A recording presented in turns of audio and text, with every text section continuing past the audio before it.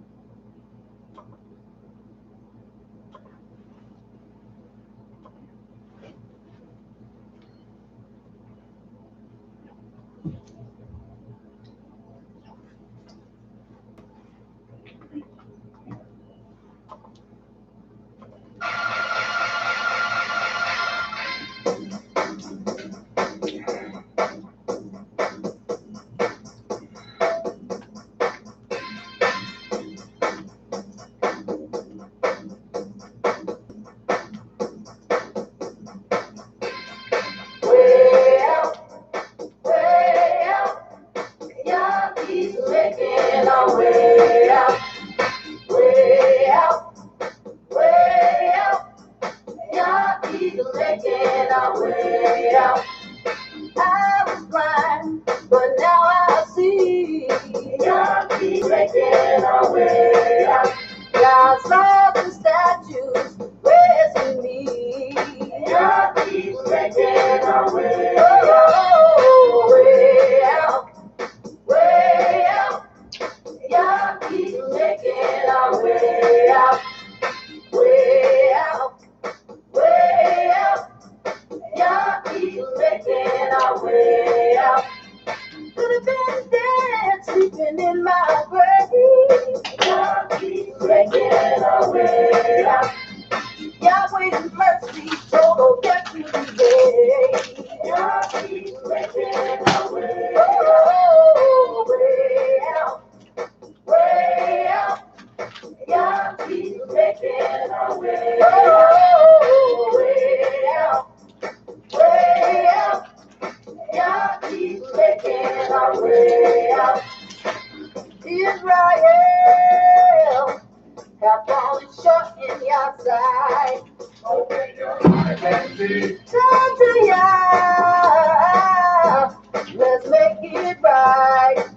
Behold His glory. This I know, that Yahweh saves. Oh yes, Yahweh saves. Obey our songs and live. Yeah, way out, way out. Yankees making our way. Oh, way out, way out. Yankees making our way out. Israel have fallen short in your sight. Shabbat Shalom. Shabbat Shalom. First and foremost, giving all praise, all honor, and all glory to the Holy One of Israel, whose name alone is Yah, by saying Hallelujah. Hallelujah. Once again, I'm Minister Yoel Israel, one of the ministers out of the house of Israel and out of the house of Yehuda, here in Cincinnati, Ohio. Blessed to be in the land of the living. And today I'm streaming via YouTube because for some reason I'm being blocked by going live on Facebook. So that's why I'm speaking to you via YouTube, many of you all, in my attempt to bring forth our people to the oneness of the mighty Yah, and in my attempt to bring forth this message today here on Truth or Tradition, dealing with the plagues of Yah, dealing with the plagues of the mighty Yah, because there is no new thing under the sun. Nothing new under the sun at all. So, with me saying that.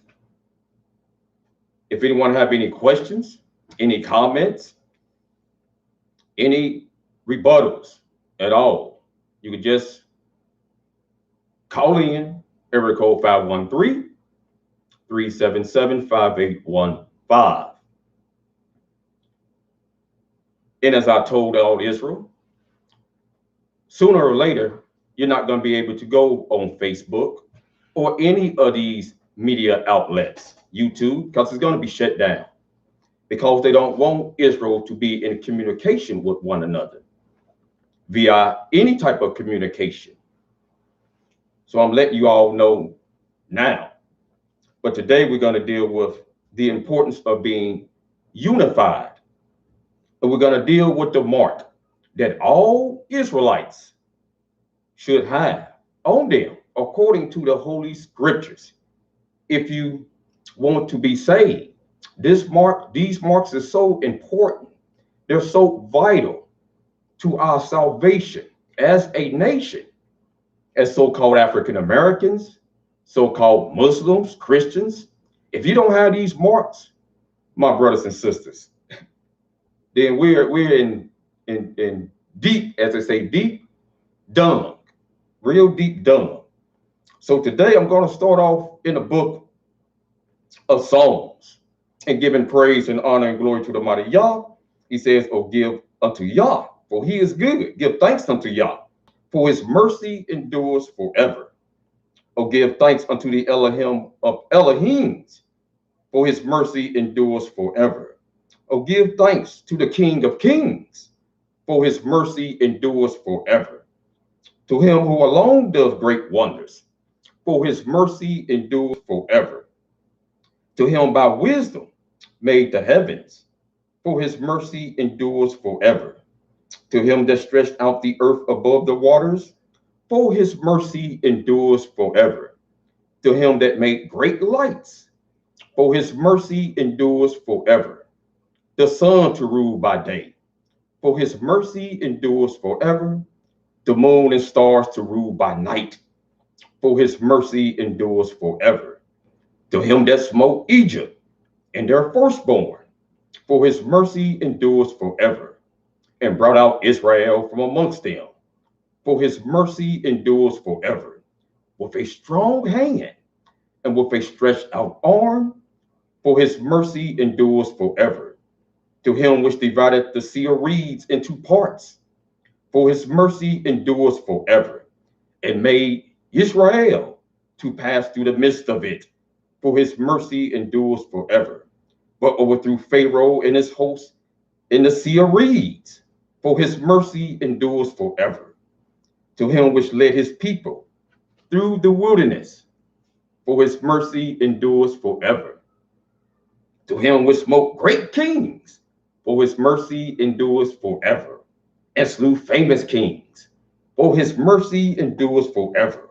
Sion, king of the Amorites, for his mercy endures forever, and Og, the king of Bashan, for his mercy endures forever, and gave their land for an heritage, for his mercy endures forever, even a heritage unto Israel his servant, for his mercy endures forever, who redeemed us in our low estate, for his mercy endures forever, and have redeemed us from our enemies, for his mercy endures forever, who giveth food to all flesh, for his mercy endures forever. Oh, give thanks to the Elohim of heaven, for his mercy endures forever. Hallelujah, hallelujah, hallelujah, hallelujah. Praise the mighty Yah. So with that great songs, we see that is the mighty Yah that truly remember us in our lowest state before we even knew that we was Israel. The mighty Yah said he knew.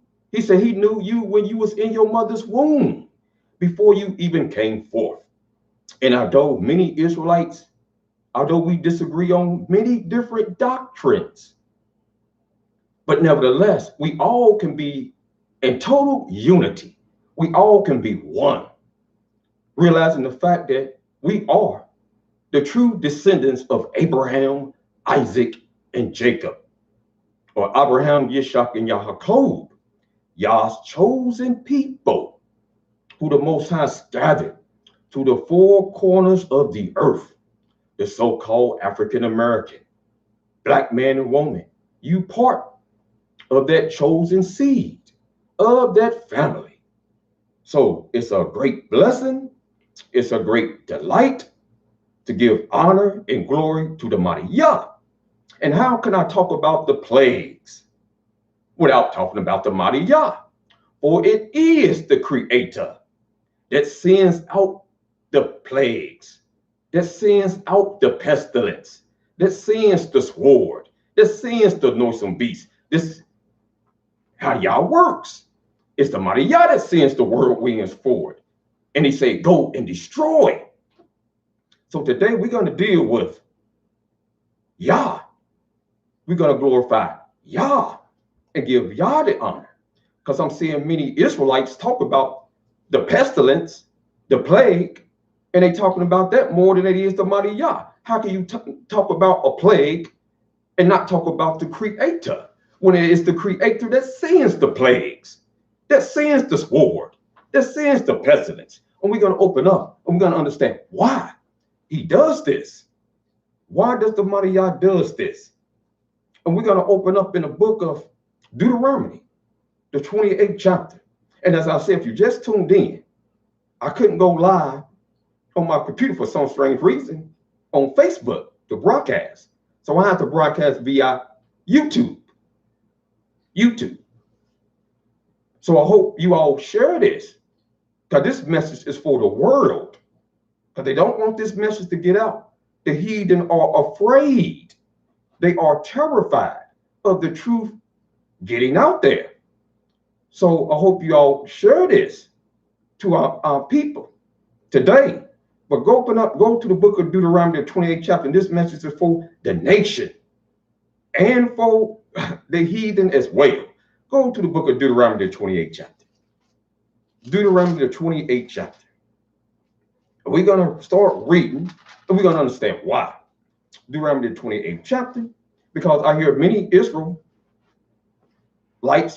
make the statement that this plague was only for the Europeans. This pestilence was only for the European people. It's not for Israel. Well, we're going to see what Yah said. We're going to see what the book of the law says. In the book of Deuteronomy, the 28th chapter, we're going to start reading the 58th verse. Here, the mighty Yah says, if thou wilt not observe to do all the words of this law, all the words of the Torah, because when I speak about law, I'm not speaking about the book of Esther. I'm not speaking about the book of Proverbs. I'm not speaking about the book of Psalms. I'm not speaking about the book of Zechariah. When I speak about law, I'm speaking about Torah. I'm speaking about Genesis, Exodus, Leviticus, Numbers, and Deuteronomy. That is what we call the book of the law. And this is what all the prophets studied out of. And this is what the mighty Yah told the prophets to meditate therein, day and night, the book of the law. The book of the law is what Yah instructed the kings to meditate in, that their heart won't get above their brothers. This book of the law is what the priests had, the Levites, that taught Israel the laws, commandments, the statutes, and judgments of Yahuwah, or some say Yahweh or Yahweh. And if we don't observe, if the African-American black man and woman don't observe the book of the law, you notice the mighty Yah didn't say if you don't observe the Quran. He never said if you don't observe the New Testament. He didn't say if you don't observe the book of the dead. Surely, if those was Yah's books, he would have mentioned it in the Torah. For he knows the beginning from the end, Israel. But nevertheless, he said, if thou wilt not observe to do all the words of the law, because this is what salvation is based on, the law, that are written in this book, that thou mayest fear. The first thing he said was fear. Now, why did he say fear him? Because everyone claims that they love God. They love the Almighty. They love the Creator. But do we fear him? Do we reverence the mighty Yah? Those are two different things for Israel and our people. So the first thing you must learn how to do is fear Yah. And when you learn to fear Yah, that is beginning of all wisdom and knowledge and understanding. And when you fear this glorious and fearful name, Yahweh, Yahuwah, Yahweh, when you fear it, that glorious and fearful name, you won't put nobody above the mighty Yah. Absolutely none. No deity, no ministers, no mores, no prophet words over what thus said Yah. When you fear Yah, you don't put nobody words over his. Then verse 59 says, then Yah will make thy plagues wonderful, and the plagues of thy seed even great plagues, and of long continuance, and of sore sickness, and of long continuance. Moreover, he will bring upon thee all the diseases of Egypt, of ancient Kemet, of Mizraim, which thou wast afraid of, and they shall cleave unto thee.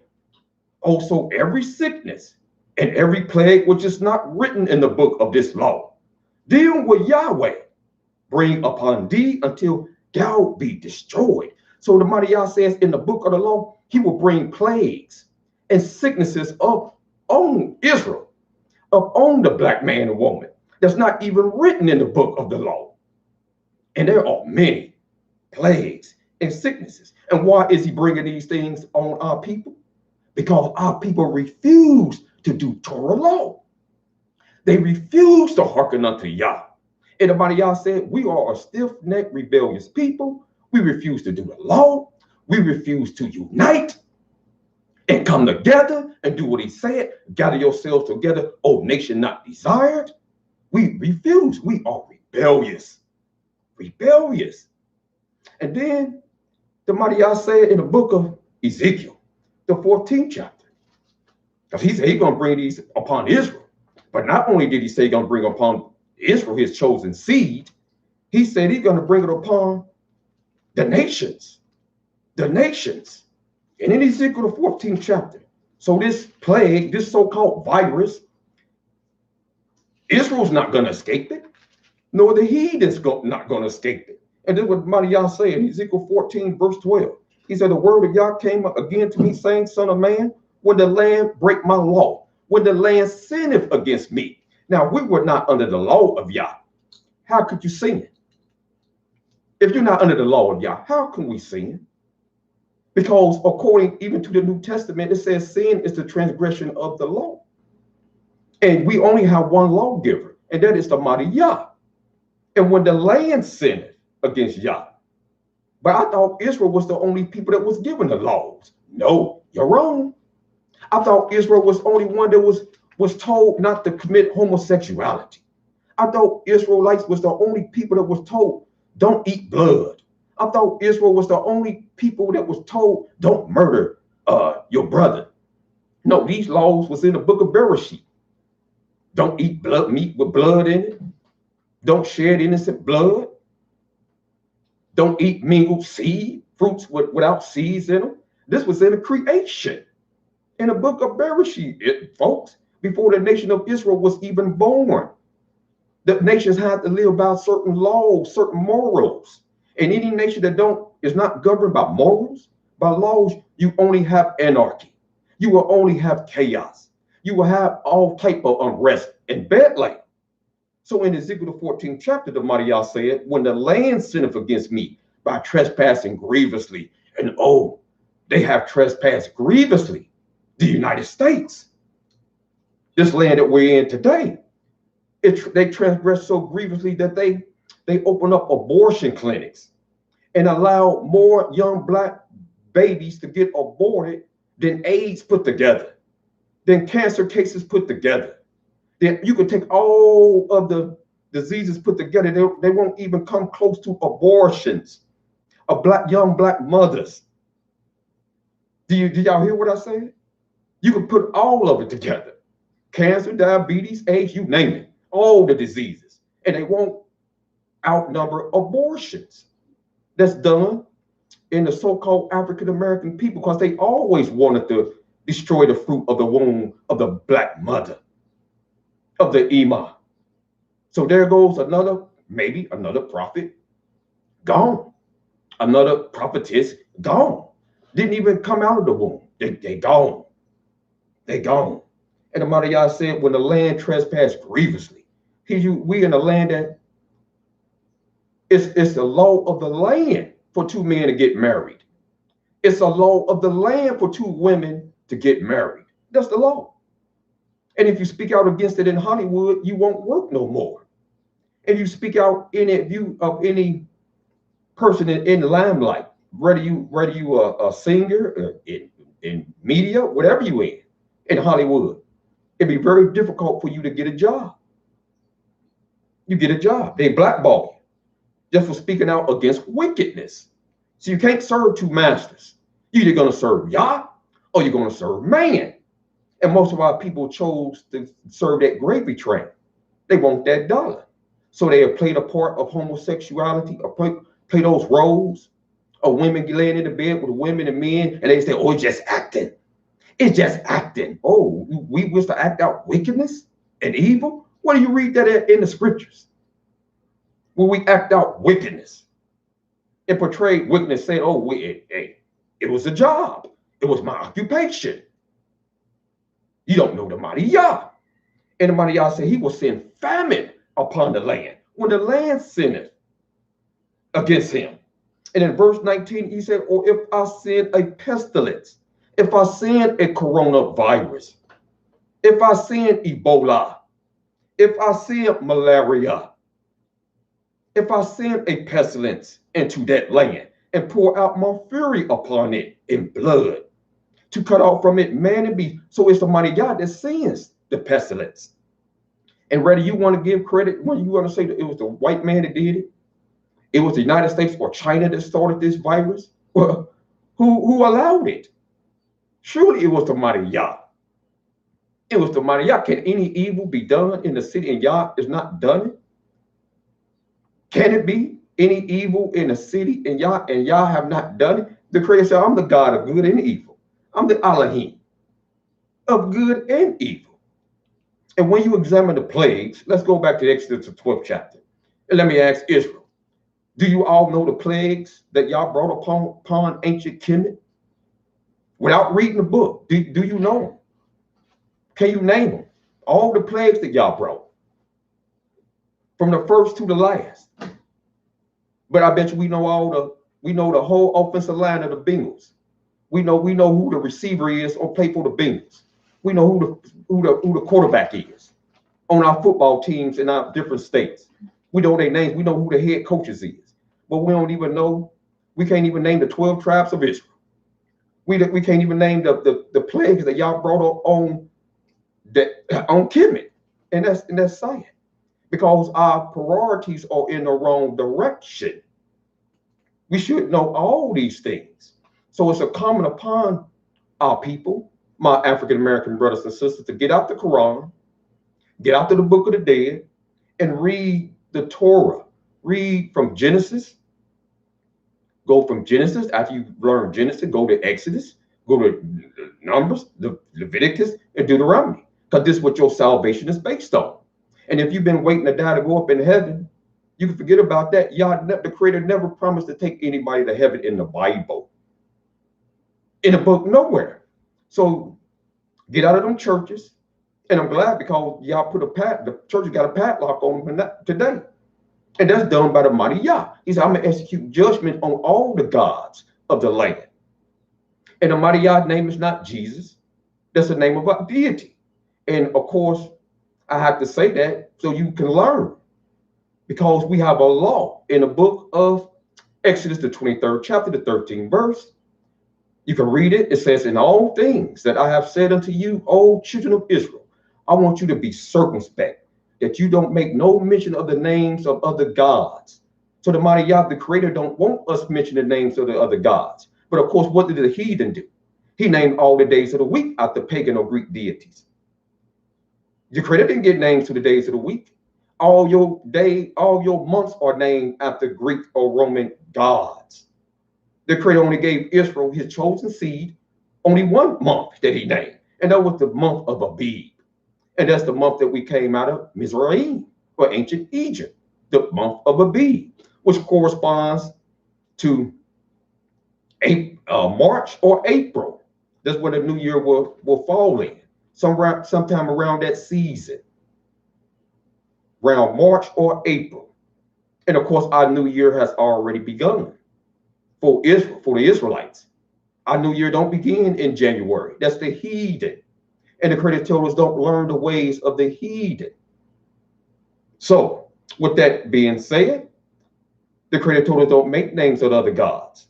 So, you dealing with a black man called, they call him, some of our Israelite brothers pronounce it Yahawashah. Some pronounce it Yehoshua. Some say Yeshua. But it definitely was not no J-E-S-U-S. That's Greek. That's pagan. That come from Z-E-U-S. And in ancient Greek language, they don't have the J letter. They didn't use the J. They used the I. Just like in Islam. That's why they say Prophet Isa. Because there were no J's in Greek. And there are no J's in the ancient Paleo Hebrew. And there are no J's in modern Hebrew. So wherever you go, there was no man that walked the earth by the name of J-E-S-U-S. So they lied to you when they told you there's no name under heaven whereby a man should be saved except by the name of J-E-S, Jesse. Just be respectful. Jesse, I'll say Jesse. So with that being said, the plagues that y'all brought upon ancient Egypt, you go to the book of Exodus, the 12th chapter. So we're going to deal with this. I'm going to bring forth some information dealing with something that you might not be aware of. These 10 plagues, or this pestilence, the first one was blood that he brought upon Egypt. And then after the blood, the mighty Yah brought frogs. Then after the frogs, write them down. And you can read them. He brought lice. And after the lice, he brought flies. And after the flies, the mighty Yah brought, he destroyed the cattle, the plague on the cattle. Then he brought boils and blands upon man and beast. And then the mighty Yah brought hail and fire. And then after the hail and fire, the mighty Yah brought locusts throughout the coast of Egypt. And just imagine these different plagues. You get one fly in your room, you can't sleep. I know I can't. If a fly get in the house and get in my room, I don't care. I could be in a deep sleep. That one fly will keep me woke, just buzzing, bzz, bzz, bzz, just buzzing. Bzz. Imagine swarms of flies in your house. Imagine that. So in one of the 8 plagues was the locust, and of course you got locusts going all throughout East Africa, eating up everything. And these ain't no little locusts. These are big locusts. Big locusts going through. They eat up every green herb. Don't leave nothing. And then you had darkness. Darkness was felt over Egypt for 3 days. But in Goshen, as my brothers got down in the ATL, Atlanta, Murray Prince Tez and the brothers down in Atlanta, got a place called Goshen. And in this place called Goshen in the ATL, Israel could come. They got a lot of acres. Israel could come and live. Move, and be with one another if you choose to, if you wish. Right down in the ATL. And they unified. They don't agree. They probably don't agree with each other's doctrine, but they understand the time that we living in. And we must be unified. We must come together, Israel. We must hearken to Yah's decrees, put away our pride, put away our haughtiness, our arrogancy, and humble ourselves. I'm pleading with Israel. We got to stop the division. We got to stop it. We got to stop all the fighting, all the arguing, and come together for the betterment of our sons and daughters. If we don't want to do it for the betterment of our youth. And then the last plague, the mighty Yah, was the firstborn. All the firstborn of Egypt died. All the firstborn. Now, and I'll take questions by way of the internet. Facebook. Can everybody hear? It's froze. It's on Facebook. Well, that's good. That's good. There's on Facebook, and everybody can hope they can hear me. Hope they can hear me. But all the firstborn of Egypt died. Now, is that true? What I just said, that all the firstborn of Egypt died. All the firstborn of Egypt. All the firstborn of Egypt. Well, Moses' mother, she was the firstborn. And she didn't die. She raised Moses. She raised Moses between Moses and his natural birth mother. His natural birth mother nursed Moses, or Shemaiah. And you can only read that in the book of Jasher. And that's why I say a lot of Israelite knowledge is limited, because they only go by the King James Version. But the King James Version mentions the book of Jasher. And I don't understand why you ignore the book of Jasher that has knowledge in it that is consistent with the King James Version. And it mentions the fact that Moses' mother, Bethia, and she was the firstborn. She was spared. And not only was Moses' mother Bethia spared, but the Pharaoh was the firstborn. And of course, Yah told the Pharaoh, I'm going to leave you in the earth just to show you my power and my might. I just raised you up that my name might be declared throughout all the earth. And that's why he left Pharaoh up. And it was the mighty Yah that hardens Pharaoh's heart. Pharaoh wanted to let Israel go, but Yah said, no. Yah, you're going to do Trump. Trump, you get to the point, because he will be your last president, Israel. He will be. No, and he know it. And the whole administration know it. The powers that be know it. They know what's going on. They know Israel is getting close to the time of redemption, the time of Yeshua, the time of salvation, Yah's deliverance. Yah's coming back for his wife. And he's coming back pleading. He's coming back with the sword, with blood, pleading. He said, hey, it's time for me to get my wife, get my Jews, get my special Jews. Because it's time for her to be with me now, my baby. He's coming back for his baby, his love, the dearly beloved of his soul, Israel. The mighty Yah love you. So-called African-American hard-headed Negroes, he love you. And he's doing this to us, not because he hates, but because he loves us. And these plagues, y'all bringing up, this pestilence, it is y'all's doing. And with all these plagues, do you all realize it's a text? You can look this up. It's called the Emperor Papyrus Scroll. It's spelled IP, write it down. It's spelled IPUWER, Papyrus Scroll. And it's in heretic text dating to circa 13th century BC. It's written by an Egyptian scribe. It's supposed to be a copy of it. And this is a copy of what they have. And it lists 6 of the plagues. And they have it in the Dutch National Museum of Antiquities in Leiden. It's called the Emperor Papyrus Scroll. Look it up. Emperor Papyrus Scroll. And it lists 6 of the plagues by an Egyptian scribe. Right in the Dutch National Museum.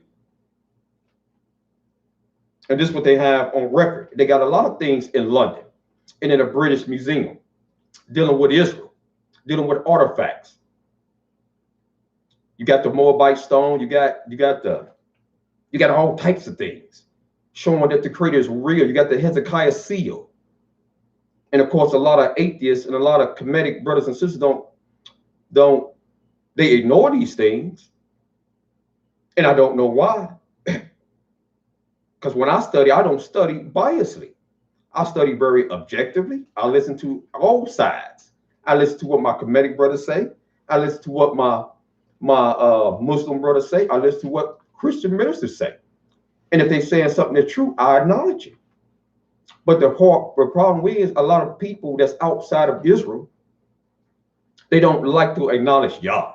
They don't like to give Yah any glory or any credit. What the mighty Yah gonna let all the whole earth know that it is He that is doing these things, and He's gonna bring the pain to our people and to the nations. So if you just tuning in, I dealt with the pestilence.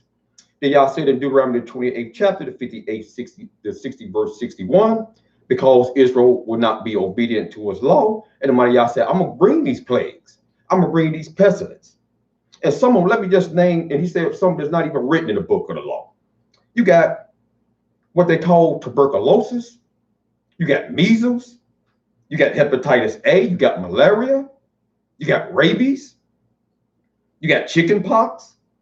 Of course, you got the big C word, you got cancer, you got mumps, influenza, smallpox, diabetes, hepatitis A, hepatitis B, meningitis, tetanus.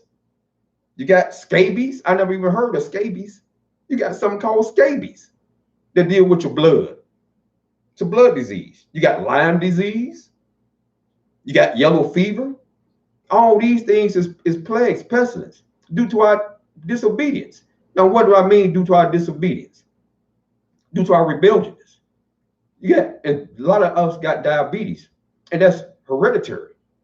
That can be passed down because of the things that we are eating in the African American community. All that sugar, all the donuts and rolls and cookies, all that sweets, candy, all that juice, all that sodium bicarbonate, all the pop you drinking. You go to the average grocery store, you see a black African American woman and black man shopping cart full of donuts and pops and juices. So where's the health stuff at? Where's the health food? Where's the healthy stuff at? Now I know we're in a polluted land, but we can do better than what we're doing. All them sugary snack cakes, sugar cereals. You got Frosted Flakes, and you got Fruit Loops, and you got this sugar cereal. You got all this sugar. And wonder why we end up with diabetes and all this stuff, eating foods that they don't even give a dog to eat. Eating pork, eating pig. Do you know you give a dog pig, it'll kill him? It'll kill him. And you go to the hospital with high blood pressure, you know what the doctor, he's gonna add first thing, he's gonna add about your diet. And do you eat pork? And you know what he's gonna do? He's gonna take you a bath that you get off that pork because it's full of salt. It has worms in it. It got a worm in it called the tricholosis worm. And that worm gets in your body. Don't you know a lot of our body is full of parasites? We got worms just crawling all up in the intestines. They moving. You can't feel them, but worms is all, parasites is all in your body. This one lady had so many parasites in her body that she started throwing up the worms. She was choking. She had woke her up at night. And she went to the bathroom and she started throwing up worms. And our body is full of parasites because we don't detox our bodies. We don't cleanse our bodies. And all your diseases, they live in a body. When your body is in an acidic state, that's the worst thing you want. You want your body in an alkaline state, Israel, my people. And with an alkaline state, alkaline diet, trust me, you'll be doing a lot better. Give you some water, alkaline water. Start eating a lot of fruits, herbs, and vegetables. Get away from a lot of that meat. Because a lot of meat we eating is bad to begin with. It's not slaughtered right properly. The blood is not even drained properly. And we eat meats that's a month old on the shelf. All they do is stick a little dye in it that makes it look good. And then they drop the price or mark the price half price off and make you think you getting a deal. So what the Negro do? He getting a 2-for-1 deal. He go, hey, let me get that. Let me get that 2-for-1. Not concerning the fact that this old meat that they ship to your grocery chain, your stores. So our diets, but we're rebellious. Y'all said don't eat it. Don't eat scavengers. Don't eat bottom feeders. So stay away from the crab legs. Stay away from the shrimp.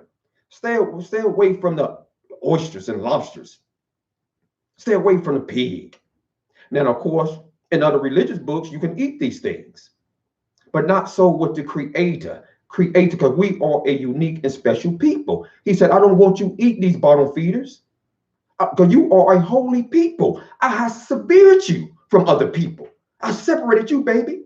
You belong to me. You mine. And I don't want my wife eat no bottom feeders. But Israel is rebellious. They're going to eat it anyway. They're going to eat things that's going to kill them real quick, shorten their lifespan. And some say, well, my grandmother, she lived to be 100 years old eating swine. Well, if your grandmother lived to be 100 years old and she ate swine, that's the justification they're going to use. But it don't make it mean that she was right in what she's doing. And of course, there is a way that seemeth right unto a man, but the end thereof is still the ways of death. And because judgment against an evil sentence is not executed speedily, it's set in the hearts of the sons of men to continue to eat chitlins, to continue to eat pig feet, and eat these abominations, because judgment against an evil sentence is not executed speedily. But best be assured, you all gonna go the way of all flesh one day, all of us. And on the day of reckoning, on the day of judgment, somebody y'all gonna look at you and like, hey, why didn't you hearken to my servant? Were you warned not to eat these things? Because y'all probably, let me show you what y'all said. Go to the book of Isaiah, the 66th chapter. And dealing with swine. Go to Isaiah, the 66th chapter. This is the last day prophecy. Look what the mighty y'all said. Remember, I read his 4 sword judgments, the sword, the pestilence, the noisome beast. Now go to the book of Isaiah, the 66th chapter. Look what y'all said. Look what the mighty Yahuwah said in Isaiah 66, verse. We're going to start reading verse number 15. It said, for behold, Yah will come with fire, and with his chariots like a whirlwind, to render his anger with fury, and his rebuke with flames of fire. For by fire and by his sword will Yah plead with all flesh. That's one of his judgments, the sword. And the slain of Yah shall be many. That's why when they read off martial law and King Alfred playing, and it's coming, I can't tell you exactly when, but all this quarantine is a test run to see how people is reacting to it. That's all it is. This is right now. And they slowly bring it in the military in certain states. And they're going to start calling in more military as this thing go on. Because you're going to start having some civil unrest. You got over 6 million some people that filed for unemployment in 1 week. Now, how long you think Negroes, first of all, going to be staying in the house on a hot, sunny day, can't come out? How long do we actually think people are going to go without having money to buy food? So some things it's going to be some domino effects with a lot of things. And the mighty Yah said, by his sword and by fire will he plead with all flesh, and the slain of Yahweh shall be many. And look who's going to be slain. They that sanctify themselves, the holy rollers, the ones that think they already got their ticket punched back to the land. Man, y'all said, hold up. Do you see your name written in the book to be delivered from my wrath? You don't even want to come together. You don't even want to unite with your brother, with your sister. But you a holy roller. You talking about you holy and sanctified. Well, how are you holy and sanctified speaking in tongues? Do that make you holy and sanctified? Going to church on a Sunday? Do that make you holy and sanctified? No. What makes you holy and sanctified, Negro, is being obedient to the law. Being obedient to instruction. And the mighty Yah said, they that sanctified themselves and purified themselves, they purified themselves. Look at this. They decide what they want to eat. They don't give a damn what that book say. They're going to eat what they want to eat, and they're going to put in their body what they want to put in their body, because nobody tells me what to do. My daddy don't even tell me what to do. How in the hell, and I definitely ain't going to let no man tell me what to do. That's the mind state of a lot of people out here. And the mighty Yah said, the ones that are going to be slain is those that eat swine's flesh. behind one tree in the midst, eating swine flesh and the abomination. And the mouse shall be consumed together, saith Yah. So the ones that's eating rats and eating bats and eating cats and eating Chinese food, they think it's chicken, but it's cat mean, y'all. Because a lot of Chinese done skint the cat, and they done. As a matter of fact, you go over to China, it's no secret that they skin rats and boil them, take the hair off and boil them, and have them taste like chicken. That's your chow mein yong, your chicken chow mein, and you get it with that little sauce. I ate it when I was young. I thought I was eating chicken, but I was eating rat, and still probably got a little bit of rat DNA in me, because you are what you eat. But I didn't know no better. I was in total ignorance. And y'all said, let me take him off the rat diet. And let me bring him to me and wake him up, wake this young man up and show him who I am. And I'm merciful, saith Yah. And I'm compassionate. And all he has to do is turn from all his sins that he had committed. Don't eat no more rat chow mein. Don't eat no more bottom feeders. Do my law, do my Torah, and I will be with him. I will be with her. Because I'm merciful. And there's none more merciful than the mighty Yah. There's no one more compassionate and gracious than the mighty Yah. I have not found a man that has the capacity to forgive as like the mighty Yah. So it's never too late. And you're never too old to change. Never too late. And the mighty Yah said, those that eat these things, they're going to continue, they're going to be consumed by the sword. And as I said, when they read off martial law, don't come out. Stay in your house. Don't be talking about, oh, we gotta have a holy convocation today. Stay in your house. Don't come out. Hearken unto the sound of the trumpet. And they read it off. I just hope y'all's with you, number one. And that y'all got y'all trust in the mighty Yah. Because there's nobody else gonna be able to save you except Yah. There's nobody, as he allowed the angel of death, or as he passed the White Houses in ancient Mizraim, it is Yah that will pass over us. All those who trust in him. Not how much food you stocked up or how much water, but all those that put their trust in Yah. Because as I said, that water and that food, all that food, they can come in, bust your door down and take it from you and take you off to a detention center. All that food and water that many people stocked up, the doomsday preppers, y'all will send a whirlwind to take that stuff away. But this is what happens when men put their trust in their own self and they don't trust in Yah. And I'm not saying don't be prepared, don't prepare yourself, but don't let that be your trust. Don't do that, because Yah is jealous. And he said, I'm not going to give my glory to another. I'm not going to let you be the one that talking about because you made preparation, because you stocked up enough food for 6 months. That is what saved you and your family. Yah is going to get the glory. Trust, believe when I tell y'all, he's not going to allow me, you, nobody take his glory. When we come up out of this hellhole of America, believe it's going to be by his mercy and by his loving kindness. Because the mighty Yah said, when it all boils down to it, Israel, let me, y'all listening, let me let y'all understand something. Listen, when it boils down to it, the mighty Yah said, I'm bringing y'all back for my mercy's sake, not because of your righteousness being known unto you. Now, some of y'all, well, where you read that at? Well, let me show you, because I like to back up everything that I teach. Go to the book of Ezekiel, the 20th chapter. Go to Ezekiel, the 20th chapter. Do what the mighty Yah said.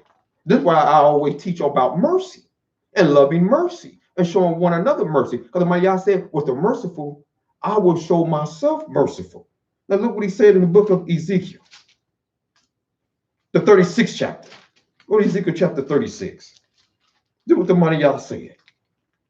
In Ezekiel, the 36th chapter, he said in verse number 20, he said, when they enter into the heathen, where they went, they profane my holy name. When they said to them, these are the people of the Lord. These are, in their book, it say the Lord. But in Hebrew, these are the people of Yahweh. These are the people of Yahuwah. These are the people of Yahweh. They knew who we were. That's why, and the slaves, see, they were singing the old songs, Kumbaya. Come back, Yah, Kumbaya, oh, Yah, Kumbaya. They were saying, come back, Yah. We know we went wrong. We know that we went against your order, your divine law, and we brought over here on ships stacked up like sardines. Please come back and get us. Because now we know we in the hand of the heathen. Where do you put us at? And they were singing those old songs, Kumbaya. And when they said, when they entered into the land, they said, these are the people of Yah. Who said these are the people of Yah? The heathen. They knew who we were. And they know who we are today. Hitler knew that we were the true so-called Jews. Many of your educated Europeans, they know who we are. And people of other nationalities know that the black man in America is part of the lost tribes of Israel. They know the Limba in Africa is part of the Israelite nation. They know the Falashas, the Beta Israel, the Cushite brothers from Ethiopia. They know they're part of the house of Israel. They know the brothers, Ashanti's brothers in Africa are part of the lost tribes of Israel. Because we scattered. We in the four corners of the earth. And they know, and they said, these are the people of Yah and are going forth out of their land. But the man Yah said, but I have pity for my holy name's sake, which the house of Israel profaned amongst the heathen, whither they went. Therefore say unto the house of Israel, thus saith Yah Elohim, I do not this for your sake, O house of Israel, but for my holy name's sake, which ye have profaned amongst the heathen, whither ye went, and I will sanctify my great name, which was profaned amongst the heathen, which ye have profaned in the midst of them. And the heathen shall know that I am Yahuwah, saith Yah Elohim, when I shall be sanctified in you before their eyes. Amongst the heathen, I will gather you out of all countries and bring you into your own land. So he's going to gather us for his holy name's sake that we defiled. We're in the name of Israel. Good gracious. The man Yah said, no, I'm going to take that name from you, and you're going to be called by bywords. You're going to be called Michael Jackson. You're going to be called Johnson. You're going to be called Richardson. You're going to be called this. You're going to be called that. And the names that we weren't, those are the names of our slave masters that had our foreparents in slavery. Regardless if you practicing Islam, regardless if you brothers saying you a Kemetic brother or sister, you weren't the name of your slave master. Now, who told us that we would be?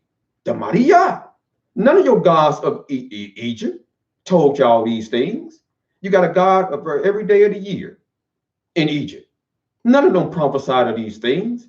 Only the God of Abraham, Isaac, and Jacob spoke about these things will befall his chosen seed, his chosen people. So you just tuned in, we dealing with the plagues of Yah. But how can I talk about the plagues without talking about he who sent the plagues? So I want Israel, stop talking about the plague. If you're going to talk about the plague, talk about he that sends the plagues. Because Yah said he's jealous. And he will not give his glory unto another. You just saying, Yah sent this plague on us, this virus on us. Well, who sent it? Who did it? Who allowed it to take place? Now let's deal with some other plagues that you might not be aware of. Go to the book of go to the book of Chronicles. Look what took place. Because during this time of season, you know what they're doing now? It's something called the census. Now, what do y'all feel about Israelites participating in census and teachers and leaders of Israelite camps, 5013C, pushing census on Israelites? Christian ministers pushing census on Israel. What did the Maria talk about? Numbering Israel. And the only one that want to number Israel is Satan. It's Satan. So you know anybody trying to number Israel got the spirit of Satan on them. Now let's go to the book of 1 Chronicles chapter 21. Let's go to 1 Chronicles chapter 21 and see what Yah says about the census. And I found it amazing, shocking, when I sat back and meditated, because I meditate a lot on the works of Yah. And oh my goodness. And when you sit back and you meditate on the time that we live in now and the things that's happening in the earth, and one of them is the census. And when you go to the book of First Chronicles, look what happened. The 21st chapter.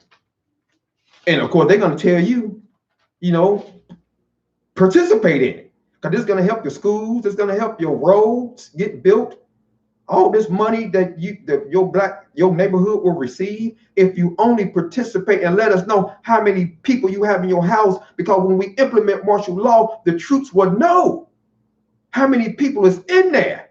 So we want you to participate in this census. We want to put it out there that you would help your community. But we won't, it's to help us let the NATO troops know that when they come into the inner city, they're going to know exactly how many people is in the house because you participated in the census. You let them know it's 5 of us, it's 6 of us in here. And you're going to have a price to pay for that. First Chronicles, the 21st chapter, it says, and Satan stood up against Israel and provoked David to number Israel. So who provoked David to number Israel? The spirit of Satan. The spirit of Satan. And you participate, that's who provoked you to number Israel, or your deceitful heart. Because they said, don't even trust in your heart, because your heart is desperately wicked above all things. Your heart, that heart will deceive you. That heart will tell you over the years that that woman loved you and she just been using you, brother. That heart will tell you to stay with, and the mighty God telling you to get away. That heart say, nah, she loved me. No, she using you. So that your heart will tell you that that man loved you and he beats on you every day. You abuse, you a battered woman. Leave. Get the hell away from that man till he gets some help. But your heart will say, oh, the Bible tell me I can't leave. The Bible tell me I gotta stay with him. Get away from that man. But your heart tell you, but I love him. I love him. He's the father of my children. But your own common sense don't tell you to get as far away from him as possible. He's sick. He is sick, mentally sick. And our people are suffering from all types of sicknesses today. And we have not been, our people, our whole nation needs psychiatric counseling. Our people, we need psychiatric counseling. The hell that we've been through as a people. And when a mother is pregnant with child, the trauma from the mother goes right into the child. All her pain she feels, all that emotionalism she feels, it goes right into the fruit of the womb. Right into that, and that child feels it. He feels the pain of that mother. She feels the pain of that mother. And the child could come out traumatized years later. And you wonder why. Now they got to put the child on some type of medicine. And they love to put our people on medicine. Because that's their answer to everything. Either cut it off or give him some medicine. No, y'all said, y'all got his way of doing things.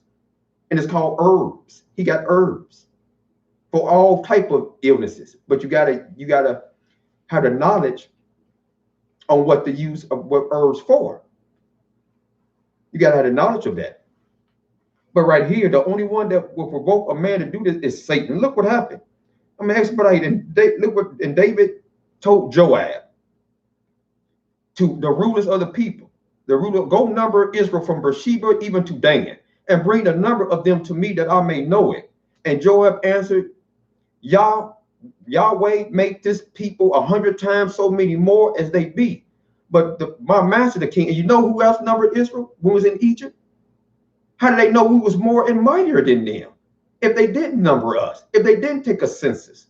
So this heathen is always attempted to see how many of us it actually is. And the mighty God said, I made my people more than the sands of the sea. They numerous. But they always want to know our number.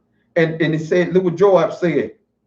He said, why will the king require this thing? Why will this be a cause of trespass to Israel? David, why are you doing this? Nevertheless, the king's word prevailed against Joab. Wherefore Joab departed and went throughout all Israel and came to Jerusalem. And Joab gave the sum of the number of the people unto David. Now look what happened as a result of this taking place. Then we go to verse number 7. It says, in Elohim, this is 1 Chronicles 21, and Yah was displeased with this thing. Therefore he smote Israel. And David said unto Elohim, I have sinned greatly, because I have done this thing. But now I beseech thee, do away with the iniquity of thy servant, for I have done very foolishly. And when we participate in the census, that's exactly what we're doing, my African-American brothers and sisters. We're doing things very foolishly. Now, I know you did these things because you were just ignorant to the words of Yah, because you never read this. But now that you know, and you're reading and you're learning, now it's time for you to do better. Don't make that same mistake again, because we all can make mistakes through ignorance. We all sin through ignorance. And I'm just praying that the mighty Yah don't destroy you for that. And I'm praying. And Yah spoke unto God, David seer, saying, go and tell David, saying, thus say Yah, I'll offer thee 3 things. Choose one that I may do unto thee. And then look what David said. He said, either 3 years of famine, verse 12, or 3 months to be destroyed before thy foes, while the sword of thy enemies overtake thee, or else 3 days of the sword of Yah, even the pestilence in the land, and the angel of Yah destroying throughout all the coasts of Israel. Now for advise thyself, what shall I bring again to him that sent me? And David said unto Gad, I am in great strait, man. I'm distressed. I'm thinking about this now. I done did this error. I done committed this great sin against Yah. Now I'm stressed. But he said, let me fall into the hand of that Yah. Why did he say this? Because he said, I know what Yah is mercy, but don't let me fall into the hand of man, because I can make a mistake and man would never forgive me for it. Man will hold that over my head 5 years later and say, I remember what you did 5 years ago. Well, brother, I remember what you said. And they say, man, how long was that? That was 10 years ago. And some people take things to their grave. Things they will bear grudges. Something that was done 20 years. Oh, he said, man, I'm a different man. I'm not that same woman that I was. I'm different. I changed from that. But man has a hard time letting go, even forgiving their own self. And sometimes Israel, y'all got to forgive your own selves of y'all past and move on. Keep step and move to the future. Because that's what y'all said. All he said was, all you got to do is stop. Do that which is lawful and right. He said, y'all said, I won't even mention it to you. And if y'all said that, then we shouldn't even mention it one another past to each other. And this is one of the things that's keeping Israelites from even coming together, unite, because of past beef, past differences. People was offended over things that were said in the past, and they still got that in their heart. It's buried. Oh, it's buried. It's like trying to pull a teeth out with some pliers or something. It's very difficult when the heart is still bearing things in it, and the heart refused to let go. And by you doing that, keeping all that hate in your heart, all that resentment, well, what he said to you in the past, what this was said in the past, is going to kill you. It's going to eat you up. So it's best to let it go. Whatever you got in your heart, put it in the hands of Yah. Somebody y'all said, vengeance belongs to me. If you got a problem with a brother, said, put it in the hand of Yah. Because you keep bearing that, it ain't doing nothing but destroying your immune system, making you weak, breaking your body down. Now you acceptable to the viruses because your immune system is weak now due to all the stress. And then you keep being so stressed out, you might end up having strokes. Because you're mad, upset, waking up mad, mean, evil. That's not the spirit of Israel. That's not the spirit of a holy, righteous man or woman. And our kindness should go before us. Our righteousness should be going before us. Now, that don't mean that you have to deal with the person or start sing a kumbaya with them. You can use discretion But it's important for you as a man and a woman to let go. Let things from the past go and move on. And this would happen.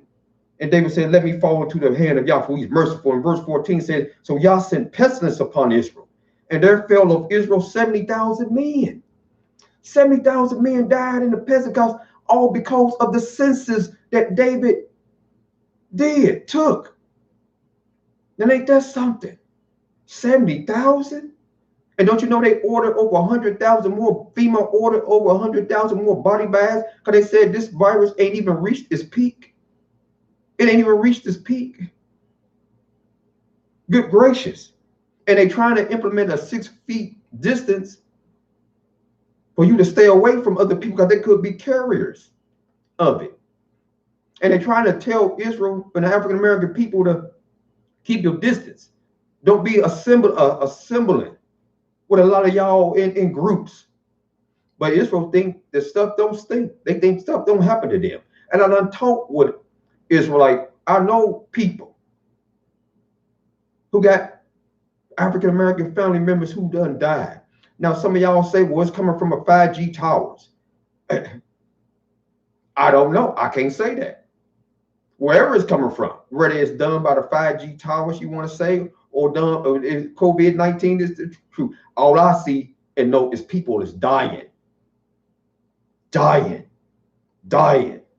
So we don't even need to be debating over if it's coming from a 5G. This, all of it is the will of Yah. It's from Yah. It's Yah's hand. He's doing this. He's moving it. And then another thing, you know, take consideration of, because I was talking to a brother about the Messiah. Now let me ask all Israel this question. We differ on Messiah, those that's quote unquote New Testament followers and Old Testament followers, or Christians or Torah Tanakh based. Everybody got their view on the future Messiah. Some say it's Jesus. Christians believe it's Christ, and they waiting on him to come back. A lot of Israelites believe it's Christ as well, or they call Yahushua.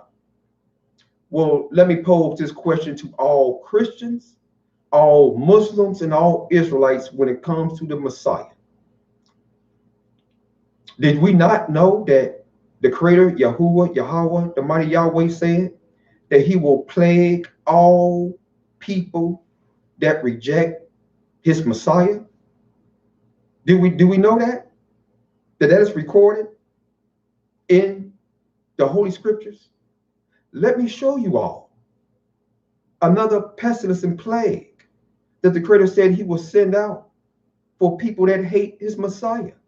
And he named, if you hate this Messiah that he's going to name, you're going to be a recipient of the plague of Yah. Go with me to the book of Psalms 89. This plague we did not take in consideration. Go to Psalms 89.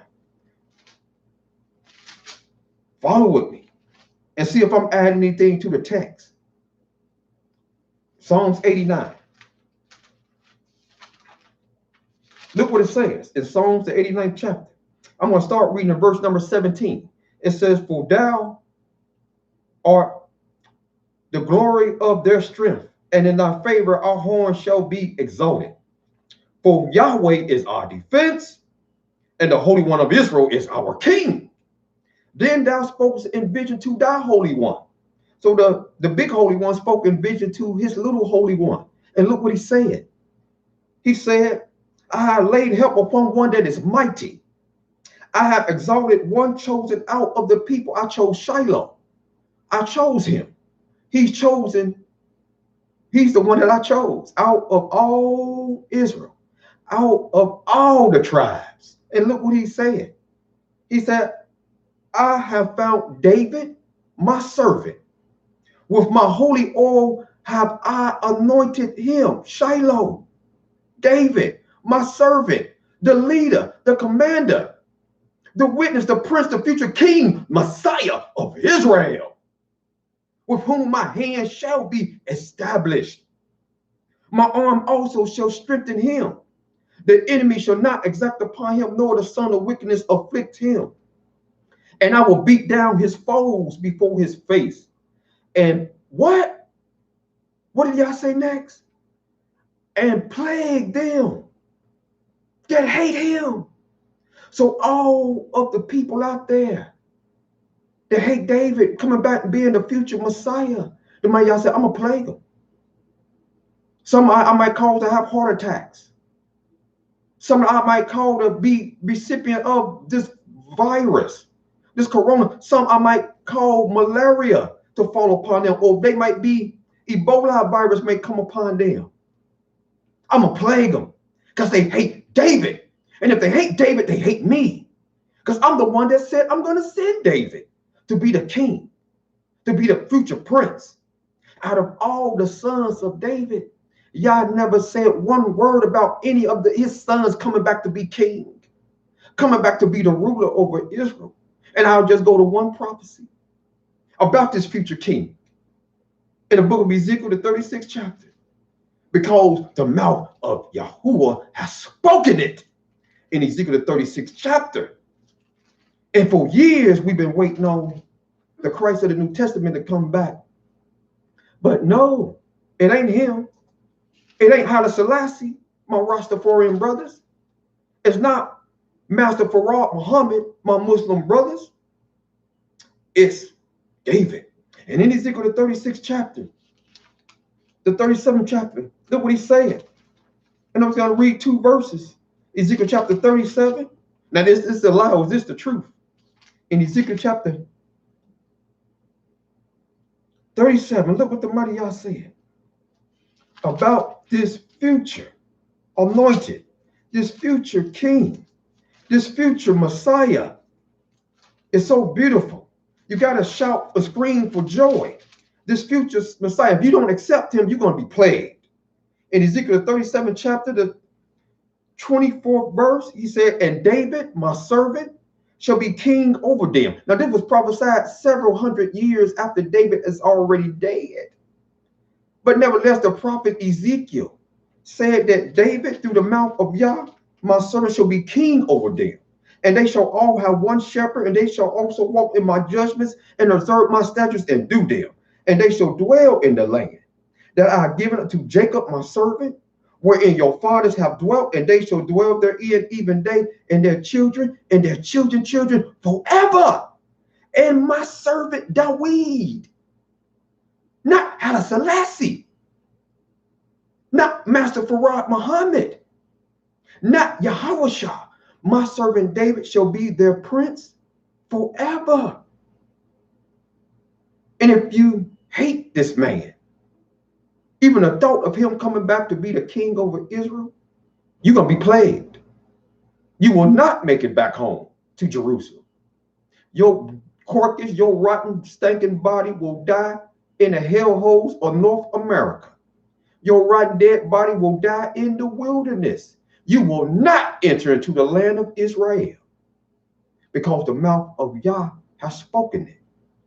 He said, all rebels. And what's a rebel? A rebel is one that goes against authority.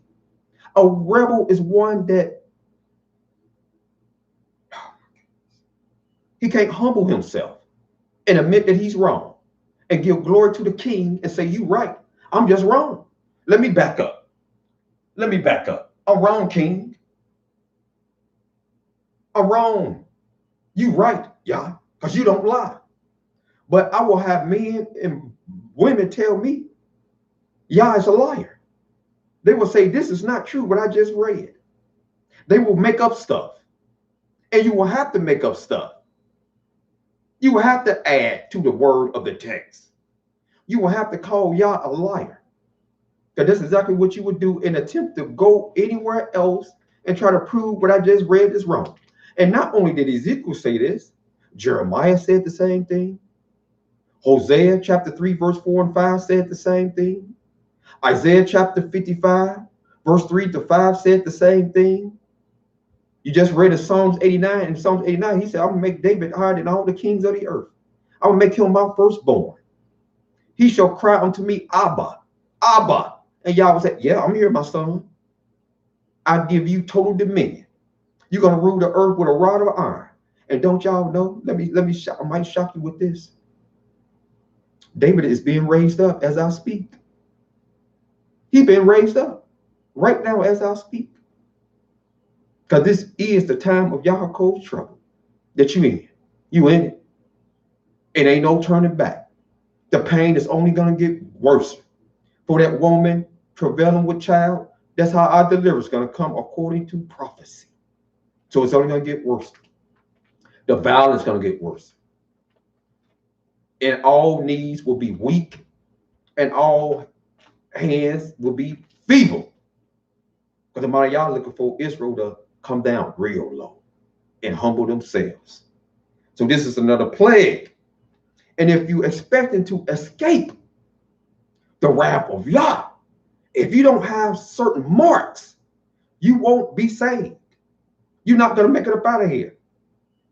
Now, let me get into the marks that Israel should have and that they should be displaying and carrying. The marks. Go with me to the book of Ezekiel, the 9th chapter. Oftentimes, Yah sent out marks. Ezekiel, the 9th chapter. The 9th chapter of Ezekiel. And look what he says. In Ezekiel, the 9th chapter. And I'm going to start in verse number 4. It said, Yah said unto him, go through the midst of the city, through the midst of Jerusalem. And he's speaking to one of the Malaks, one of the angels. If you read from the first verse to the third verse, he's speaking to these angels. And look what these angels was charged to doing. It said, and Yah said unto him, go through the midst of the city, even through the midst of Jerusalem, and set a mark upon the foreheads of the men that sigh and that cry for all the abominations that be done in the midst of the place. And there's no new thing under the sun. Yah send his Malak, his angels through all these places where we are scattered at, and he's placing marks upon his elect. And the marks is placed upon those that is sighing when they hear about, oh my, what? They show another TV show with two men kissing. Oh my God, I can't even watch this. Oh, two bulldaggers. Oh my, oh no. And they sighing and they crying for all the abominations that be done in the midst of Chicago, in the midst of New York, in the midst of Philadelphia, in Atlanta. They moaning and they kind of, oh, Yah, oh, Yah, no, I can't take it no more. And they sighing and crying, and Yah said, you set a mark upon them. Because not only are they praying for people, they humble themselves, they fasting, a lot of them. They praying for Israel and for their own selves, and for they, because that's the main thing. We got to pray for ourselves and for our people, for our own sins.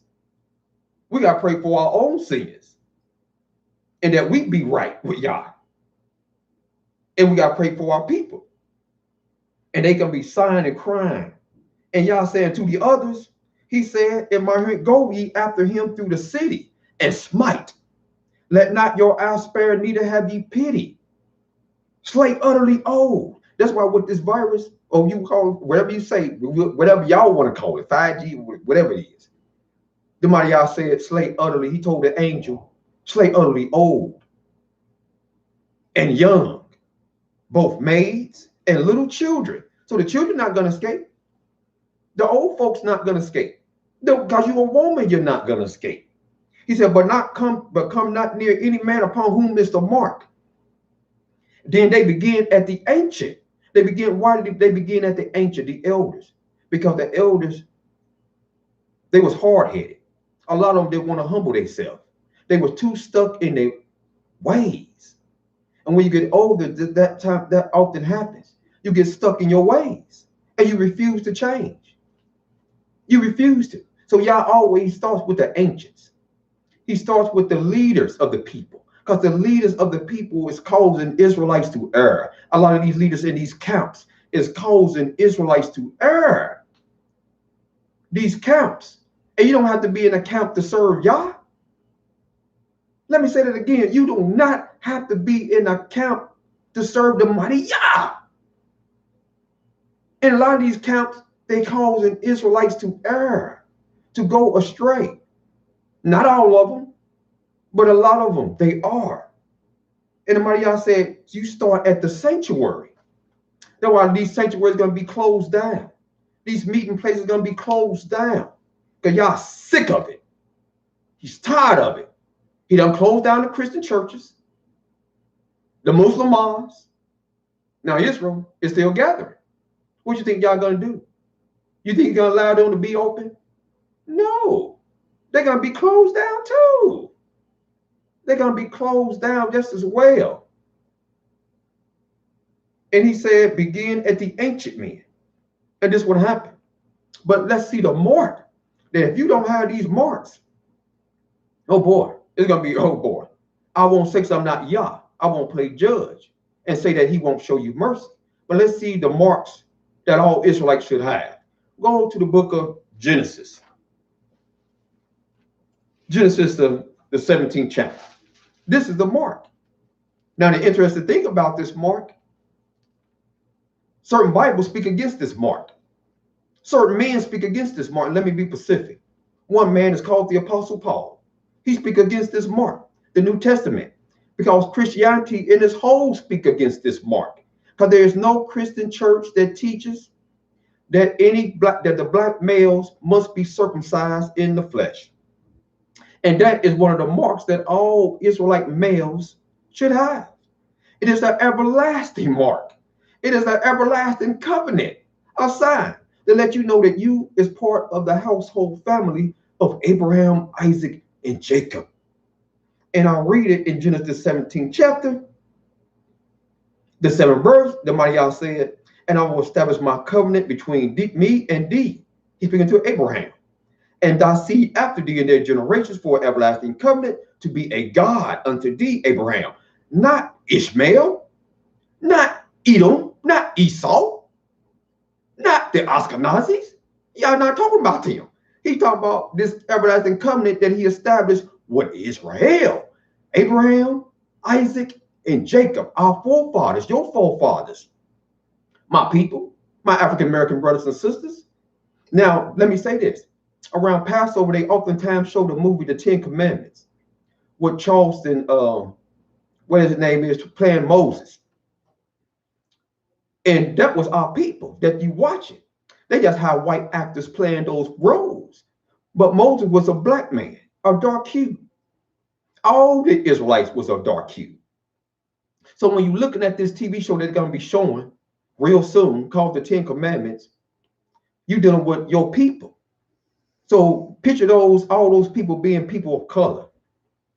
Moses, Joshua, Moses' sister Miriam, Moses' mother Bethia. And watch that when they air it, Moses' mother, they actually called Bethia in that movie. Now they didn't get that from the King James Bible. They got that from the book of Jasher. His mother's name was Bethia. But back to Genesis 17. And say, and Elohim said unto Abraham, thou shalt keep, verse 9, keep my covenant, therefore, thou and thy seed after thee in their generations. This is my covenant which ye shall keep between me and you and thy seed after you. Every man child amongst you shall be circumcised, and ye shall circumcise the flesh of your foreskin, and it shall be a token.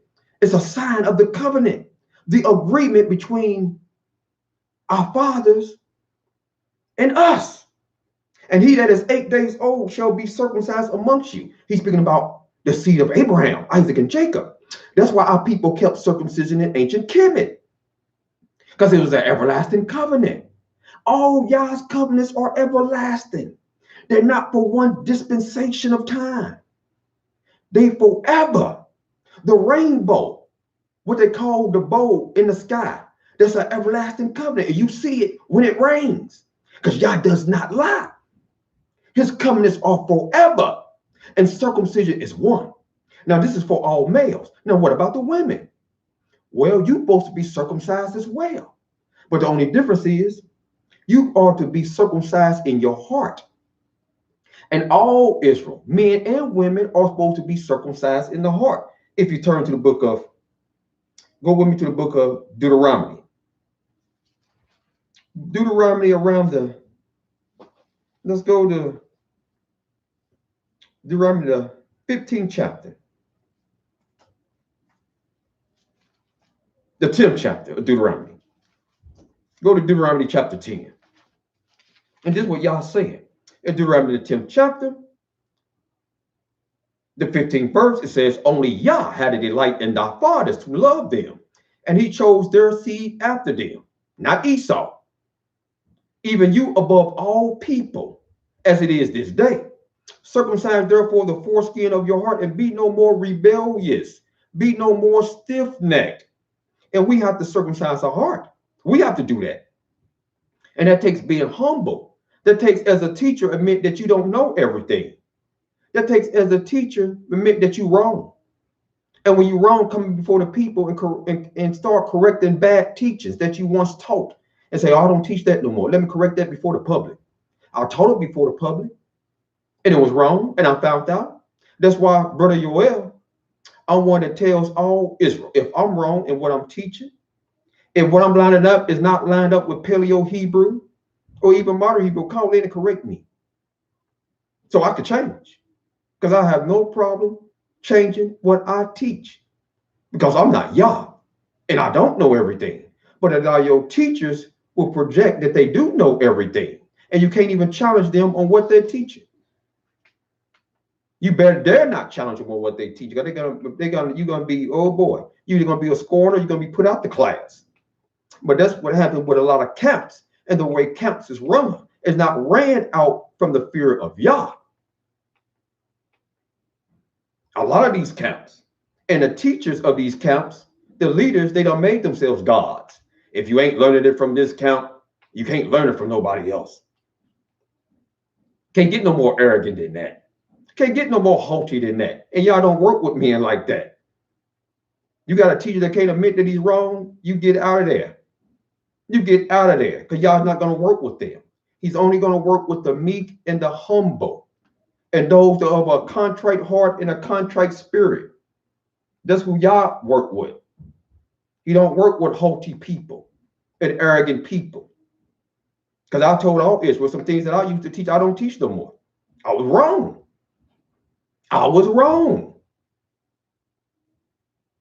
I was wrong. And I'm not above correction. In Israel, they see that they can respect that. But we get to the point where we think we're above correction. Y'all can't work with you. And he won't work with you until you humble yourself. And then in circumcision, this is one of the marks. But it's not surprising to me. And I don't want to get into it because you all that study, you know the New Testament teach against circumcision of the flesh. And many of my brothers teach that the Gentiles were Israelites in the New Testament. And I've been challenging that for years.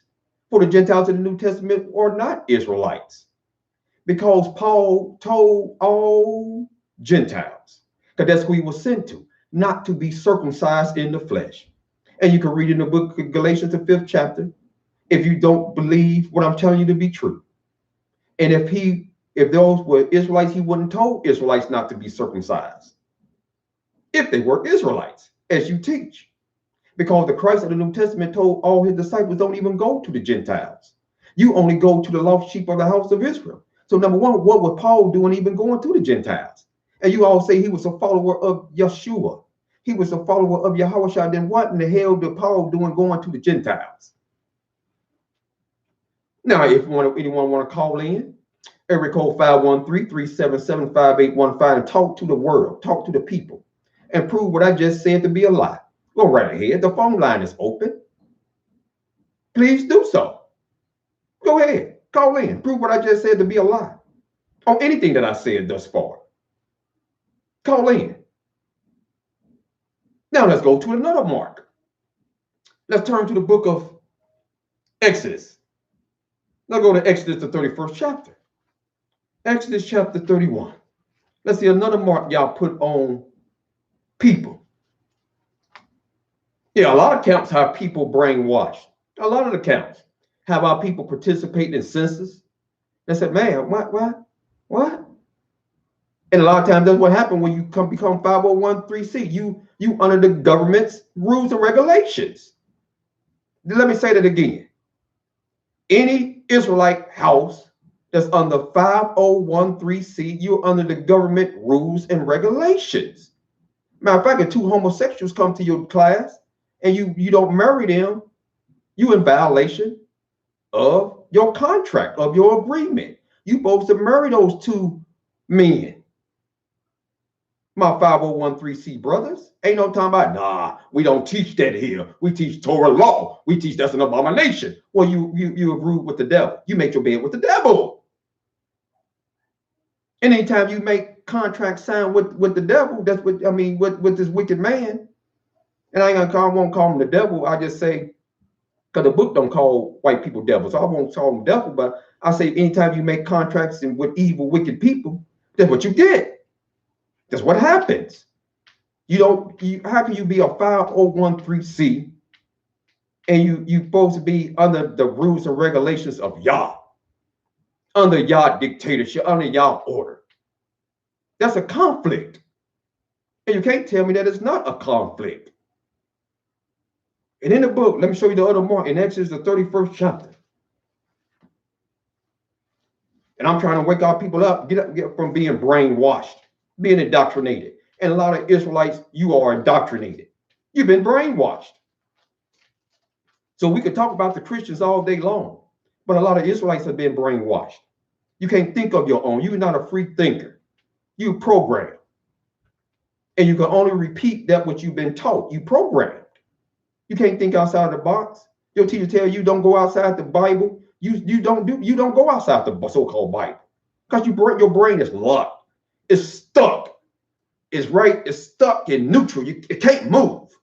Usually you can move a car in neutral, but your brain is in neutral and it car won't move. You try to move, try to push it. Man, is this thing in park? Because I got it in neutral. Well, your brain is in neutral. And it can't move. That's something out of the norm. That is something out of the norm. And in Exodus 31st chapter, look what Yah said about his other side. He said in Exodus 12th chapter, he said, and Yah spoke unto Moses, saying, speak also unto the children of Israel, saying, verily my Sabbath ye shall keep, for it is a sign. It's a mark between me and you throughout your generations, that ye may know that I am Yahweh, I'm Yahuwah, I'm Yahweh. I'm the one that sanctifies you. I separate you. And the Shabbat is what separates you. Now, did our people keep rest? Let me read this and I'm going to show Israel something. Because your brain is in neutral. You can't get out of the Masoretic text, can't get out the KJV. It can't expand its horizon. It can't expand, it can't learn no more. It's not receptible to no more knowledge except what is in a Masoretic text. Well, let me read on. And I'm going to show y'all something. In verse 14, through the Spirit of Yah, in the Masoretic text that you might have read over. In verse 14, it says, ye shall keep the Sabbath, therefore, for it is holy unto you. Everyone that defileth it shall surely be put to death. For whosoever doth any work therein, that soul shall be cut off from amongst Israel. Now, I'm not here to debate or even talk about when do you keep your Shabbat. Because some don't go by the calendar. Israel, some go by Enoch calendar. Some go by Gregorian calendar. Some go by floating Sabbath calendar that they got. They use it. So I'm not here to debate on which calendar is accurate, which calendar is right. I'm going by if you claim to be keeping a Sabbath. Whatever calendar you using, are you keeping that every 7 days? Or when you're supposed to keep it? Because we're gonna be at odds on which calendar is more correct. That's a given. That ain't going nowhere. So let's move on to the point that I'm asking, if you keeping the Sabbath, or are you keeping it every 7 days? Because y'all said, verse 15, 6 days may work be done, but in the seventh, it's a Sabbath of rest, holy to Yah. Whosoever doth any work in that day shall be surely put to death. Wherefore the children of Israel shall keep the Sabbath, to observe the Sabbath throughout their generation for a perpetual covenant. It is a sign between me and the children of Israel for how long? Forever. Forever. So this sign, this mark of rest, and that's all Shabbat means. It's to cease. It's to rest. And did our people rest in Egypt? In the KJV, yes. Well, somebody said, well, where you read that at? They kept Sabbath in Egypt? Yes. Well, where do you read that at? It's been here all along, and we've been reading over it, Israelites. I don't even have to go to the book of Jasher. We can read it right here in the Masoretic text where we kept rest in Egypt. Let me show y'all, because y'all showed it to me this morning. Praise y'all. Bocato this morning, he showed me right in the book, right in Exodus. Go with me to Exodus, the 5th chapter. Go with me to Exodus, the 5th chapter. Look, Exodus chapter 5. And then I'm going to take you someplace else in the Tanakh. Exodus, the 5th chapter. Now let me start reading verse number 2. It said, Pharaoh said, who is Yahweh, that I should obey his voice to let Israel go? I know not Yahweh, neither would I let Israel go. And they said, the Elohim of the Hebrews have met with us. Let us go, we pray thee, 3 days' journey into the desert and sacrifice unto Yah Elohim, lest he fall upon us with pestilence or with the sword. And the king of Egypt said unto them, wherefore do ye, Moses and Aaron, let the people from their works get ye unto your burdens. And Pharaoh said, behold, the people of the land now are many, and ye make them keep Sabbath. You make them rest from their burdens, from their labors. And that's all Shabbat means. It's to cease. And Moses is the prophet that Yah sent, and Aharon, and they gave an order, a decree to all the Israelites in Egypt to rest, because that decree came from Yah. And you'll read the full version of this story in the book of Jasher. But right here, you see that they made them rest. They kept Shabbat. Good gracious almighty. Because that's all Shabbat means, was to cease. And Pharaoh, he started saying, I gotta, they sitting around planning on what they're gonna do, plotting against how they're gonna overthrow me. They're keeping Shabbat now. They being idle. Put them to work. Put them, we ain't have them congregating and thinking about this and planning on this and doing this. Put them to work. Keep them working every 7 days. So right here in your Torah, they kept Shabbat. Not only here, go to the book of Psalms 81. When yourself was second in command, ruler, go to Psalms 81. You read this 1,000 times, but you read over it. Many of y'all read through this. In Psalms 81, look what it says. It says, I'm starting at verse number 3. It says, blow up the shofar in the new month, in the new moon month, in the time appointed on our solemn feast day. For this was a statute for Israel in the law of the Elohim of Yaakov. This he ordained in Joseph for a testimony. When he went out through the land of Egypt, where I heard a language that I understood not, I removed his shoulder from the burden. His hands were delivered from the pots. Thou callest in trouble, and I delivered him. I answered thee in the secret place of thunder. I proved thee at the waters of Meribah. What it mean? I removed his shoulder from the burden. What burden? His hands were delivered from the pots. What are you talking about, folks? When yourself was second in command of Egypt, they was keeping rest. I know that they was keeping rest. As a matter of fact, it said, this was a statute for Israel in the law of the Elohim of Yaakov. This he ordained in Joseph for a testimony. Joseph was second in command over all Egypt. It wasn't until the new Pharaoh arose that didn't know Joseph or the people, the Israelites that was in his generation. Then he began to afflict him. But if this is not enough for you, all you got to do is read the book of Joshua, what I've been telling y'all to read. Because it fills in blanks where the KJV is absent at. Then things will begin to make sense to you. Oh, I see why now. I understand why now. But anytime you got leaders standing up telling people, don't regard the book of Joshua, don't regard it. And I say, damn, don't regard the book of Joshua, but you regard the Bible. You regard the Masoretic text. You regard that. They have errors in it. And all the Bibles got errors in them. In the book, the KJV mentions the book of Jasher. And your whole thing, your argument is, well, some of you, well, how we know that's the real book of Jasher? Well, this ain't what Bible, who got the real Torah? Who got the real Torah? Hello? Who got the real book of the law? Who got the book that Moses had? The book that Joshua meditated in day and night. You can't use this stuff with me. Y'all could use this game with these new Israelites, these beginners, but you can't use with no old school brother like me. Y'all gotta come better than that. Because in a debate, you get slaughtered. Coming with me with a Masoretic text. Just with this, you will get slaughtered. I'm not trying to be funny or mean. I'm trying to remain real humble. But listening to some of these teachers teach that the whole book is the book of the law, and it's not.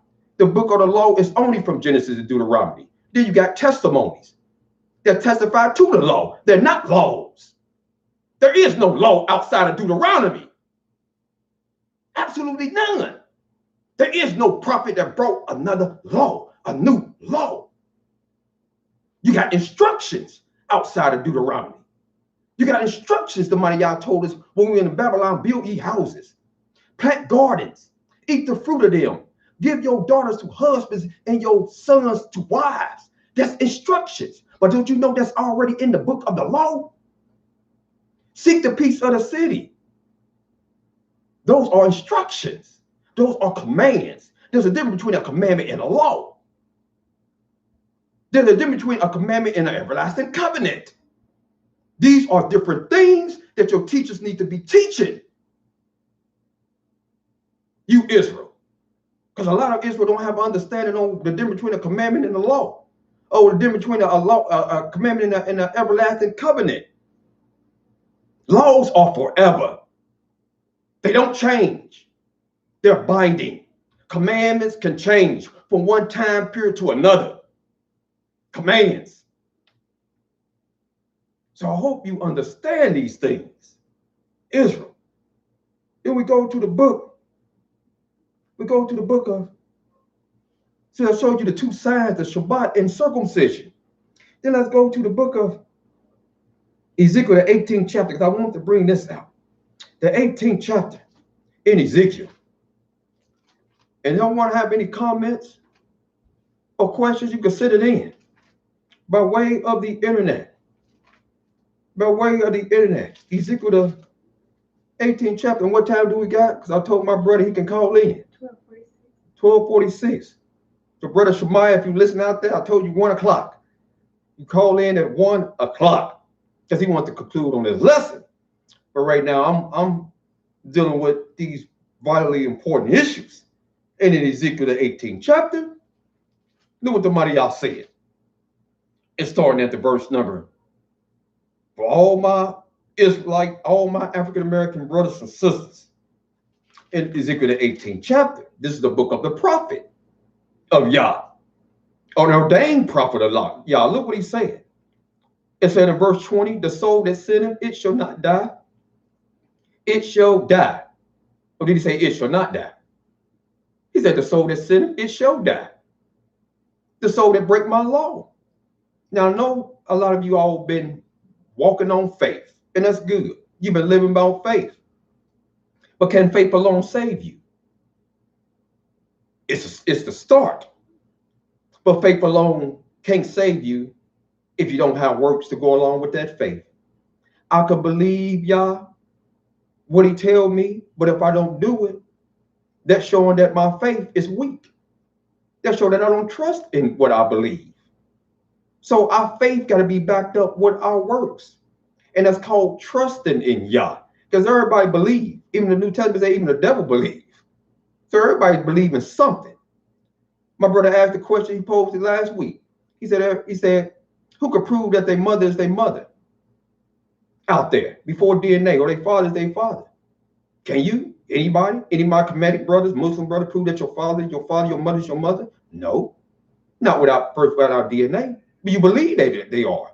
and you believe it with all your heart, with all your strength, because you look like her.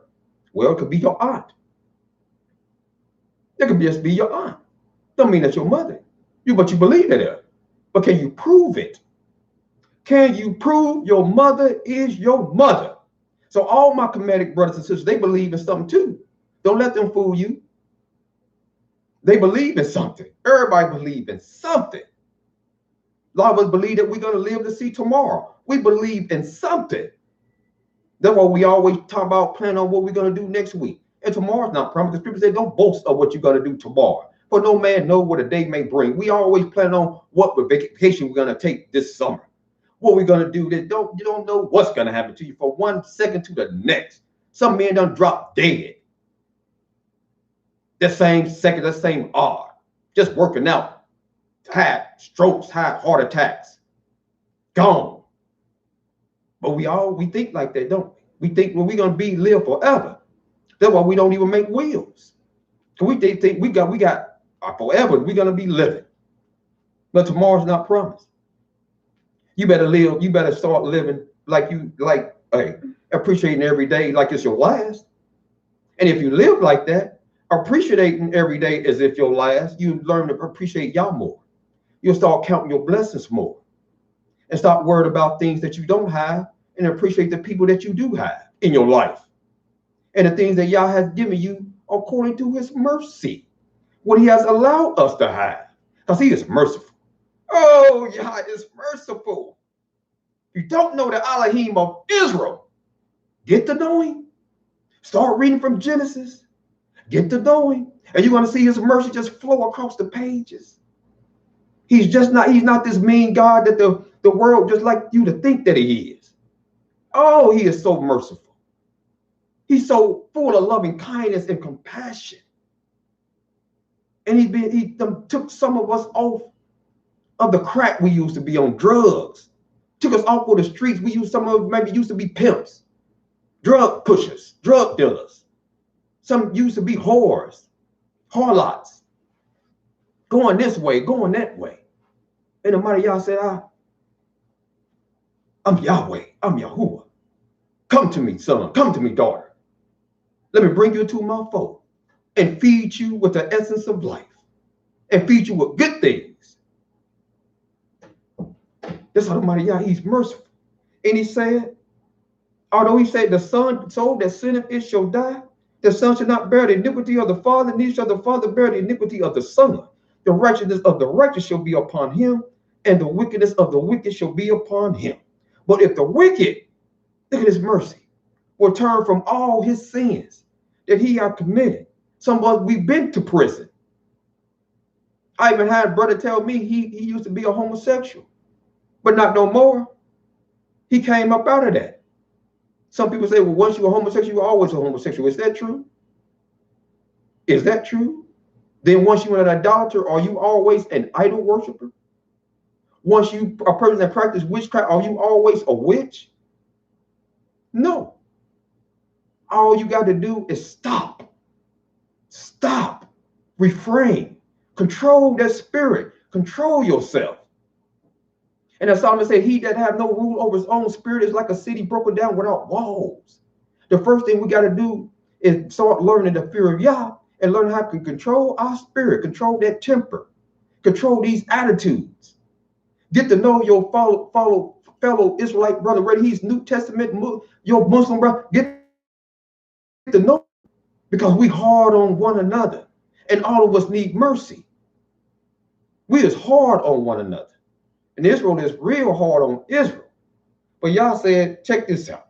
But Yah said, if he turned from all his sins, they have committed and keep all my statutes and do that which is lawful and right, he shall surely live. He shall not die. Now, do you know anybody more merciful than this? He said, all his transgressions that he have done, they shall not be mentioned unto him. In his righteousness that he have done, in them he shall live. Then he said, how about any pleasure at all that the wicked should die, said Yah? Y'all don't have no pleasure in the death of the wicked, but you know who do? We take pleasure in the death of not only people that's not Israel, we take pleasure in the death of Israel. See, that nigga should have did this. He should have did this. That nigga, see, I told him he shouldn't. Why you take pleasure? Now you're laughing. Now you're laughing. Now you're making posts on the death of somebody. Somebody family member that died. Now you're making, no, that should never be. And you're laughing about it. And the money I said, when you even see your enemy fall, he said, don't laugh. When you see them stumble, he said, don't laugh. He said, at least I see it. And I turned my wrath from him and I put it on you. And I put it on you. Yeah, I'll take all the questions my Israelite fam. And I'm gonna ask you a question, Brother Michael Newsom, anybody else question that I've missed soon as after I read this. So just hang on for 1 minute. I ask you a question dealing with sacrifice. And in verse number 31, he said, cast away from you all your transgressions, whereby you have transgressed, and make you a new heart and a new spirit. For why will you die, O house of Israel? For I have no pleasure in the death of him that died. So y'all told us you got to make a new heart and a new spirit. We got to create in that.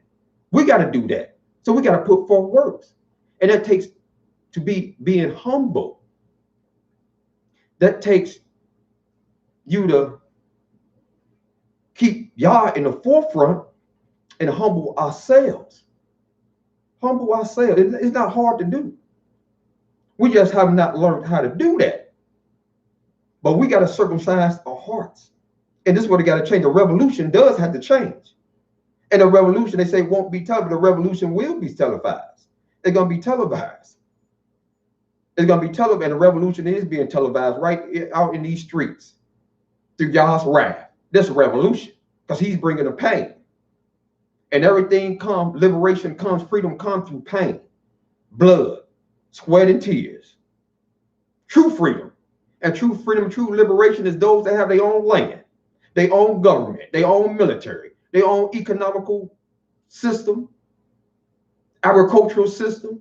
That's true revolution. We're not free without our own land. I'm not free going back to Ghana somewhere living, or going back to Dimona and living. I'm not free. I'm free when I'm back at home and you back at home in Jerusalem, in the land of promise, the land of called milk and honey, the promised land. The promised land. Now, to answer my brother's question, he had a question about, Brother Michael Newsom, are we still under the law of sacrifice? And if not, when was it done away with? Yeah, the law of sacrifice is not done away with.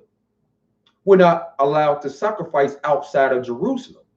That is the place that Yah chose to place his name at, Jerusalem. That's what all the sacrifices ought to be taken at, according to the book of the law.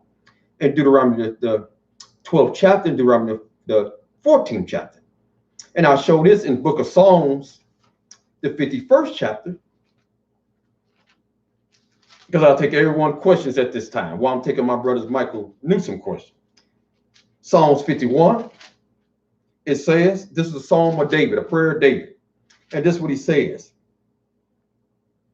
Verse 16, for thou desirest not sacrifice, else would I give it. Thou delightest not in burnt offerings. The sacrifices of Elohim, or a broken spirit, a broken and a contrite heart, O Elohim, thou wilt not despise. Do good and thy good pleasures unto Zion. Build thou the walls of Jerusalem. Then shalt thou be pleased with the sacrifice of righteousness, with burnt offerings and whole burnt offerings. Then shall they offer bullocks upon thine altars. When the walls of Jerusalem is built back, when the temple is resurrected, when the priests order the Levitical, the sons of Aharon, or in this case, it's going to be the sons of Zadok in the book of Ezekiel. Then will our people reinstitute sacrificial laws, according to the book of Ezekiel, the 46th chapter, the 44th chapter, but they're not done away with. They are not done away with. And they were never done away with. And we just cannot sacrifice outside of Jerusalem. That's why when it comes to Pesach, we cannot keep Passover outside of Jerusalem. According to the Torah, according to Tanakh, the Passover had to have been done in the place where Yah chose to place his name at. And that was Jerusalem today. So if you want me to go into that more, I will. If you got any more comments on that, I will. Yes, I just read in the book of Psalms 51, Brother Michael Israel. And you asked the question, what was the mark put on Cain? Well, the Bible don't mention, the KJV don't mention the mark that was put on Cain. In the book of Genesis said, y'all just put a mark on Cain. At least any finding him shall kill him. So we know that Adam, Eve, Abel, and Cain were men of dark hue, dark color. So one must ask himself, what was the mark that distinguished him, that when one see him, they know to leave him alone, don't touch him? It had to be something that stood out. And the mark that I personally teach, that I believe, I can't prove it, not by the KJV, that was put on Cain was the mark of leprosy. Although it don't say that in Genesis. But y'all said in the book of Deuteronomy, the 24th chapter, this is what y'all said in Deuteronomy, the 24th chapter, regardless of the plague, because this is another plague that y'all said he will put on people for disobedience. And this is what he said in Deuteronomy, the 24th chapter. Take heed in the plague of leprosy, that thou observe diligently and do according to all that the priests, the Levites, shall teach you. As I observe, command them, so shall they observe to do. Remember what Yahuwah, thy Elohim, did unto Miriam. Now, what did he do to Miriam, Moses' sister? He turned her white in the book of Numbers, the 12th chapter.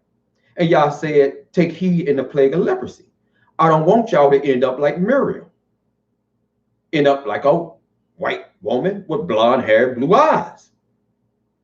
Be obedient. Don't. When you got an anointed prophet of Yah, established prophet, you don't be questioning him like that. And she spoke against Moses because of the Cushite woman that he had married, but it was not her place.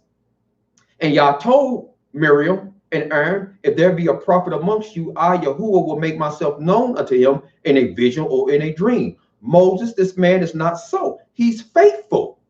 He's the most faithful man in all my house. With Moses, I don't speak to in parables. I don't come to Moses in dreams. I speak to him face to face, mouth to mouth, as a man speaking to his friend. Wherefore are you all not afraid to speak against this man Moses?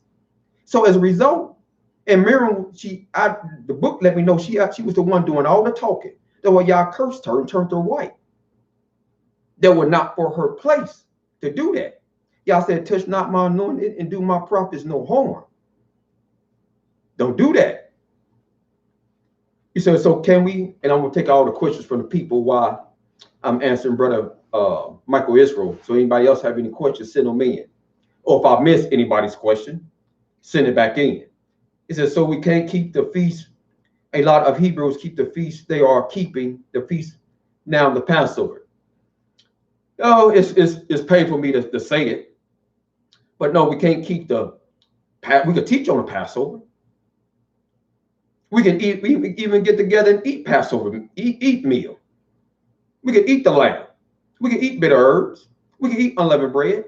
But when we go in violation is when we teaching Israelites that we are actually keeping the Passover, which we are not. And that's the only problem that I have. Don't teach that you're keeping that law. Don't teach that you're keeping that feast day. Because that feast day can only be kept in Jerusalem. Now, I know some of you all say, well, we kept it in Egypt. Yes, we kept the first one in Egypt. And after ancient Kemet, all the rest of them was memorials.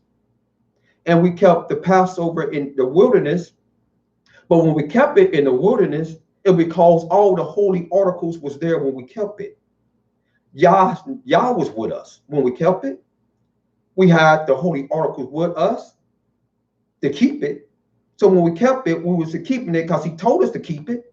And we kept it according to the law when we kept it in the wilderness. But notice when we was in the wilderness, it says, let me show all Israel this, that your ministers won't show you.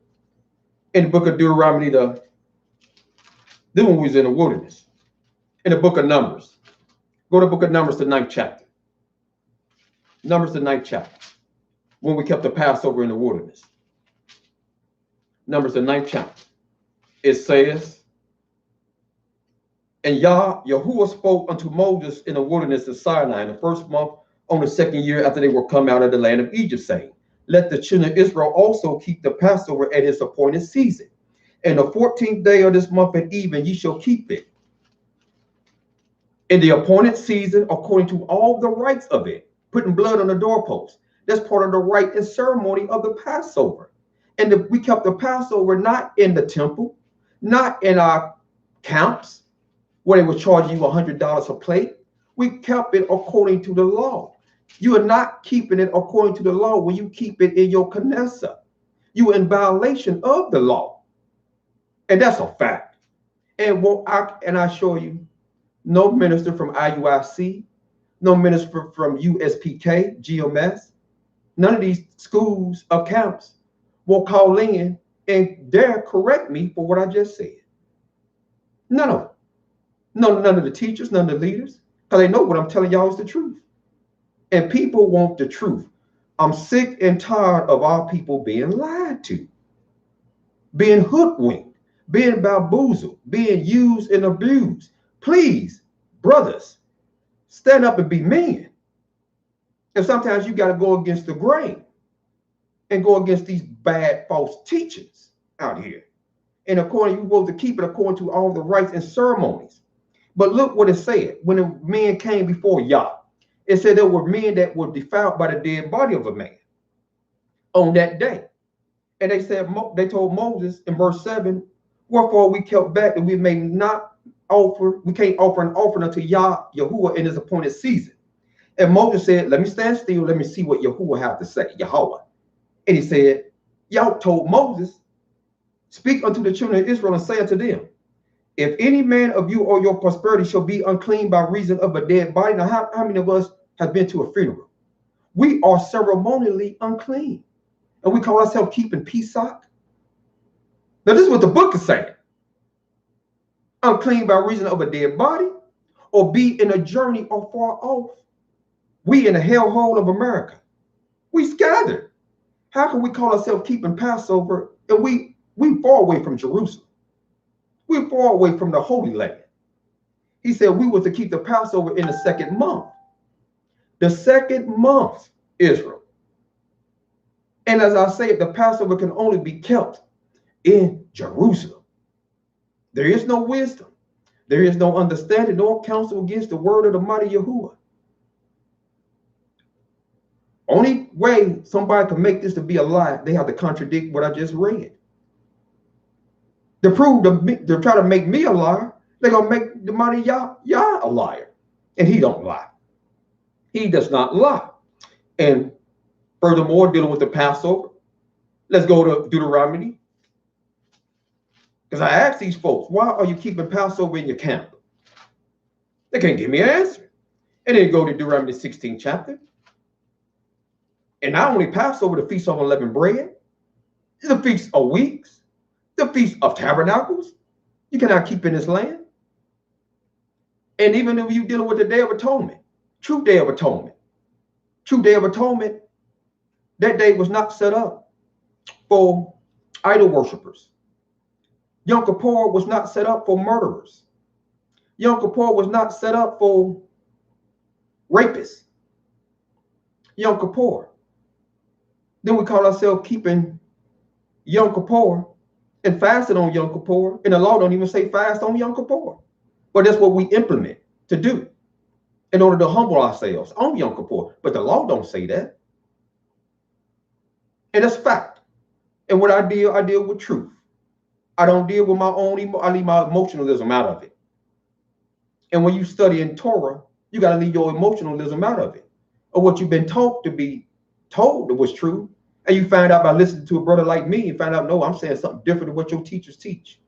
I'm saying something totally different than what you ever heard before in your life. And it's shocking to a lot of people. A lot of people get mad, they turn it off real quick because they don't want to hear nothing that goes against the grain. They don't want to hear nothing that upsets the apple cart. And I'm just here, I'm a messenger of Yah. And Yah raised me up to teach his word. And I know he did. He put the words in my mouth, and I'm only speaking what thus saith Yah, what you might call God. I'm only speaking God's words to you. I'm speaking good tidings. And then you're going to learn to love me, or you're going to learn to hate me. One or two. One or the two. You're going to learn to love Brother Yoel for telling you the truth, or you're going to learn to hate me for telling you the truth, but I will not lie to y'all. And like I said, if I find out something that I'm wrong, then I'm teaching, I'm gonna come up here real quick and say, hey, I gotta correct this. Because I'm not no God, I'm not no deity. I'm not gonna make myself no deity. Because I reverence Yah. And with him is my life and the lift of my days. And as he said in the book of the law in Deuteronomy, the 16th chapter, look what it says in Deuteronomy, the 16th chapter, verse 5 and 6. Thou mayest not sacrifice the Passover within any of thy gates, which Yahuwah thy God giveth thee, but at the place where he shall choose to place his name in. There thou shalt sacrifice the Passover at evening, at the going down of the sun, at twilight, at dusk, at the season that thou camest out of Kemet. Notice, and this is when we in the land.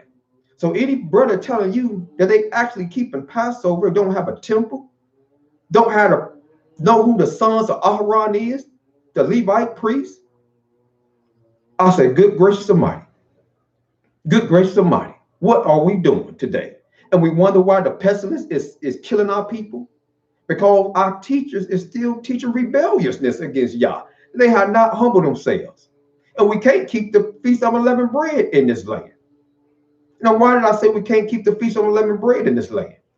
My beloved family, Israelite family, go to Deuteronomy, the 16th chapter that we in today, and go, let's read the 16th verse together and see if I added anything to this. It says, 3 times in a year shall all thy males appear before Yahuwah, thy Elohim, in a place where he shall choose, in the Feast of Unleavened Bread. Now hold up. Now where are we at today? Is anybody appearing before Yahuwah in the place where he chose? How the hell? I'm in Chicago. I'm being quarantined. Can't come out the house. How the hell I'm going to appear before Yahuwah in the Feast of Unleavened Bread? Hello? In the place where he shall choose. He didn't choose Cincinnati. He didn't choose New York. He didn't choose Chicago. Ain't that something?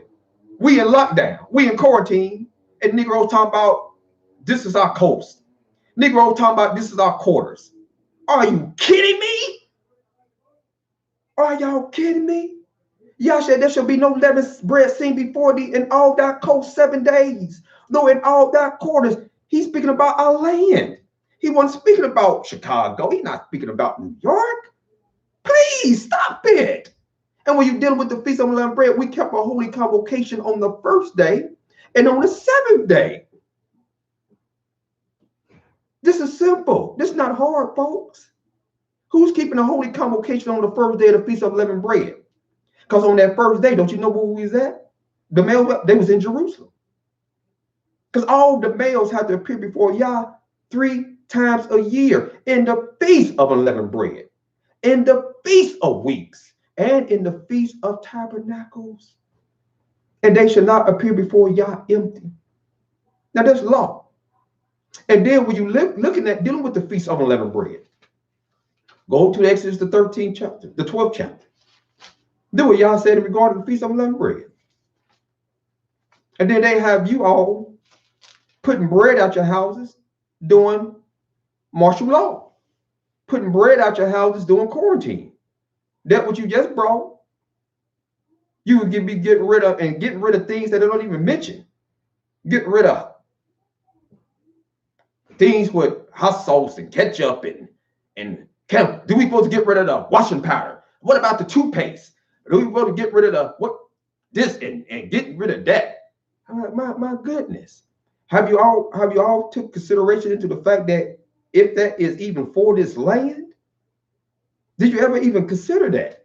Go to the book of Exodus, and you always got so much confusion dealing with the Feast of Unleavened Bread. During the 20 years that I've been in, 30 years I've been in the law, nobody could come to the agreement what all they should be putting out of their houses on that. They say, well, what has vinegar in it? What has baking soda in it? Any leavening agent? Throw away the eggs. Throw away the eggs. Oh my. We can't even, the nation of Israel can't even come to a conclusion on what leavened products to be put out of their houses doing Pesach. And then you're getting rid of all this food, all this stuff out your house, throwing it all out. And like I said, the Feast of Unleavened Bread, you can't even keep that in this land. Now you're throwing it all out. You done spent $200 and $300 on stuff doing martial law, doing a siege, doing a quarantine. And don't know how long. If they implement martial law tomorrow in your state, you can't go nowhere. Oh my goodness.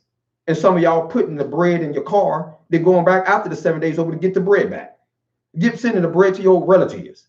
They are you that's keeping it. And let me go get the mama, hold the bread for me. I know you're a Christian. You don't keep the Feast of Unleavened Bread. You let mama can you hold the bread? Can you hold the cookies, the donuts? Because now after my holy day, I'm coming back to get it. I know you don't eat it, but don't eat it up. I'm coming back to get it. We make stuff out of the joke. We put bread in other people. I'm thinking about those y'all that you call yourself keeping the leavened bread. You putting bread in your car, your trunk of your car. You leaving stuff at work, your cookies at work, because you don't want it in your house, because you think that's your coast. You think that's your quarters. That's not. That is not. No way in hell. But let me read what the money y'all saying. In the book of Exodus, I'm going to let him do the speaking. Because y'all might not believe me. Let me let him do the speaking. In Exodus, dealing with the Feast of Unleavened Bread, the 13th chapter, it says, in verse 3, and Moses said unto the people, remember this day in which ye came out of Egypt, out of the house of slavery. For by strength of hand Yah brought you out from this place. There shall no leavened bread be eaten. This day came you out in the month of Abib. When we come out of Abib? Don't you know we did come out the night of Pesach, the night of Passover, when the angel of death passed over our house, or when Yah passed over us. We stayed in all that night until the morning. That morning was the 15th day of the month of Abib. That's when the Feast of Unleavened Bread began. But we started eating unleavened bread with the Passover meal the night of Passover. But the feast did not start. We just started eating unleavened bread. The Feast of Unleavened Bread is only on the 15th day of Abib. Passover is on the 14th day of the month of Abib. And we left out of Egypt the morrow after the Passover. The morrow in Hebrew means next day. And all next days begin in the morning. There is no day that begins at evening. Not one. There is no tomorrow. Tomorrow in Hebrew won't even direct you to the evening or to Layla. And in Paleo Hebrew, morrow only means the next day. Yom Shabbat only in Paleo Hebrew only means from the morning until sunset or dusk, because all days are from morning to evening. But you reading the Genesis and it throws you off because it says the evening and the morning were the first day, and that throws a lot of people off. Well, evening you cannot have an evening without morning. So you dealing with not only day, you dealing with calendar days in Genesis in Bereshit. Yah did all his creation in the day. He didn't do no creating starting at evening and then went to the night. No, all creation was done in the yom, in the day. And Yah never called the night Layla. He didn't call that that's the beginning of a day. We call that because we learned the ways of the heathen. We got that from the Ashkenazis. We got that from the Europeans teaching. But nowhere in the Torah, nowhere in the Tanakh can you establish a day beginning at evening. And nature don't even teach that. And Yah's laws is consistent with nature. All his laws is consistent with universal natural laws. And we left out, and look what it says in verse 5. And it shall be when Yah shall bring thee into the land of the Canaanites, the Hittites, the Amorites, the Jebusites, which he swore unto thy fathers to give thee a land that flowed with milk and honey, that thou shalt keep this service in this month. When? When we get to the land of the Amorites, the land of Canaan. And then he says, 7 days thou shalt eat unleavened bread, and the 7th day shall be a feast to Yah. Then the mighty Yah tells us about the coast. There shall not be no leaven seen with thee in all thy coast 7 days. All our habitation 7 days. So when you study in feast days, you got to study feast days independently, one of the other. And anytime you see the place where Yah chose to place his name at connected to a feast day, a holy day, you cannot keep that outside of the land. Not so with the weekly Shabbat. You won't see anywhere in the Torah or the Tanakh where it says in a place where Yah chose to place his name at. Because Shabbat is not regulated to a particular geographical location. We keep the Shabbat in all our dwellings where we live at. So you got to study things independently of itself. Don't run things together.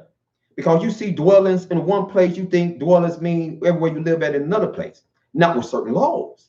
Like with the Feast of Weeks, as I went over last week. In Leviticus, the 23rd chapter, let me show you what I'm talking about, Israel. In Leviticus, the 23rd chapter, for those who may have missed it. And you can call, somebody could call in and correct me. Any minister in the world, call in, correct me, and show me where I'm erring at. Show me where I'm lying to the people at. Show me where I'm wrong. In Leviticus, the 23rd chapter, we go to the dealing with the Feast of Weeks. Look what it says. Dealing with the Feast of Weeks. In verse 6, on the 15th day of the same month is the Feast of Unleavened Bread unto Yah. Then he's going to deal with the Feast of Weeks. In verse number 10, it says, speak unto the children of Israel and say to them, when ye be come into the land which I give you, and shall reap the harvest thereof of our land. Then shall you bring a sheaf of the first fruits of your harvest unto the Kohanes, the priests, the sons of Aharon. And he shall weigh the sheaf. And this is what they receive from our holy land, because y'all blessed our land. He blessed the increase of our land. One time about you going out in your backyard, getting some corn out and taking it to your Kohen minister at IUIC or UPSK and these camps that call themselves keeping the Feast of Weeks. Hell, can't even prove that they sons of Aharon. Don't have a temple in a defiled land. Talking about waving some sheaf, waving some. No, stop it. Stop. Please stop. But we was told to keep this feast in verse 14. He said, it shall be a statute forever throughout your generations and all your dwellings. Yes. And being about in the context of our land. Because this law was attached only to our land, a place where Yah chose to place his name at. Not so with the Sabbath. That's when we read Leviticus, the 23rd chapter. And not so with the Day of Atonement. When you read the 23rd chapter, dealing with the weekly Sabbath, it says, verse 3, 6 days shall work be done, but the 7th day is the Sabbath of rest. And a holy convocation. And ye shall do no work therein. It is the Sabbath of Yah in all your dwellings. You will never see anywhere where Yah even remotely suggested that we only kept this in a holy land. And as I brought out the fact that we kept it in ancient Egypt, we kept it in ancient Kemet, according to the scriptures. The weekly Sabbath day. Facts. Facts. Now, anybody have any other questions dealing with the law or dealing with anything that I said? Anything that I said, send them in now. Because I'm waiting on Brother Shemaiah to call in, because I'm going to deal with the importance of being unified. The importance of unity. Because as I speak, all Israel, we differ on different doctrines. We differ on different doctrines. And we're not unified. We're not unified at all. So I want Israel to call in. Please call in. Please call in. You got any questions or any comments, please call in. 513-377-5815. Call in. Because I know y'all got some questions. And this is a family show. It's not my show. It's y'all's show. So this is a family show, and I want you all to call in with your questions and your concerns. 513-377-5815. Or you want to give me, you can give them your number. They can call in. Yes, they can call in.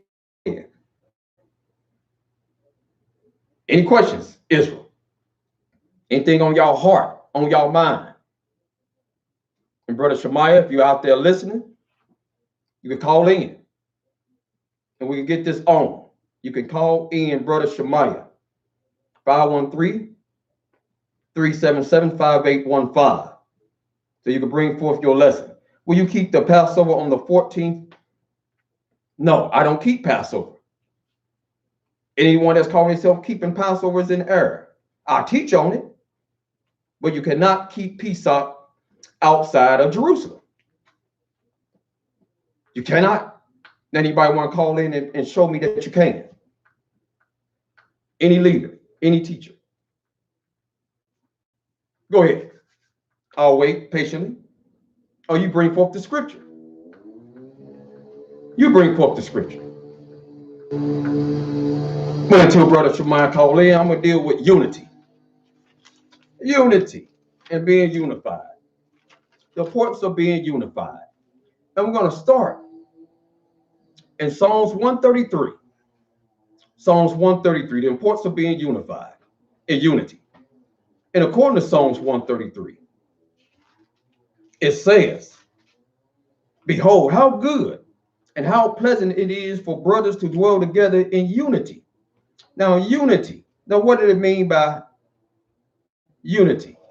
Akkad, Hebrew word akkad, to be one. To be one with Yah and to be one with nature.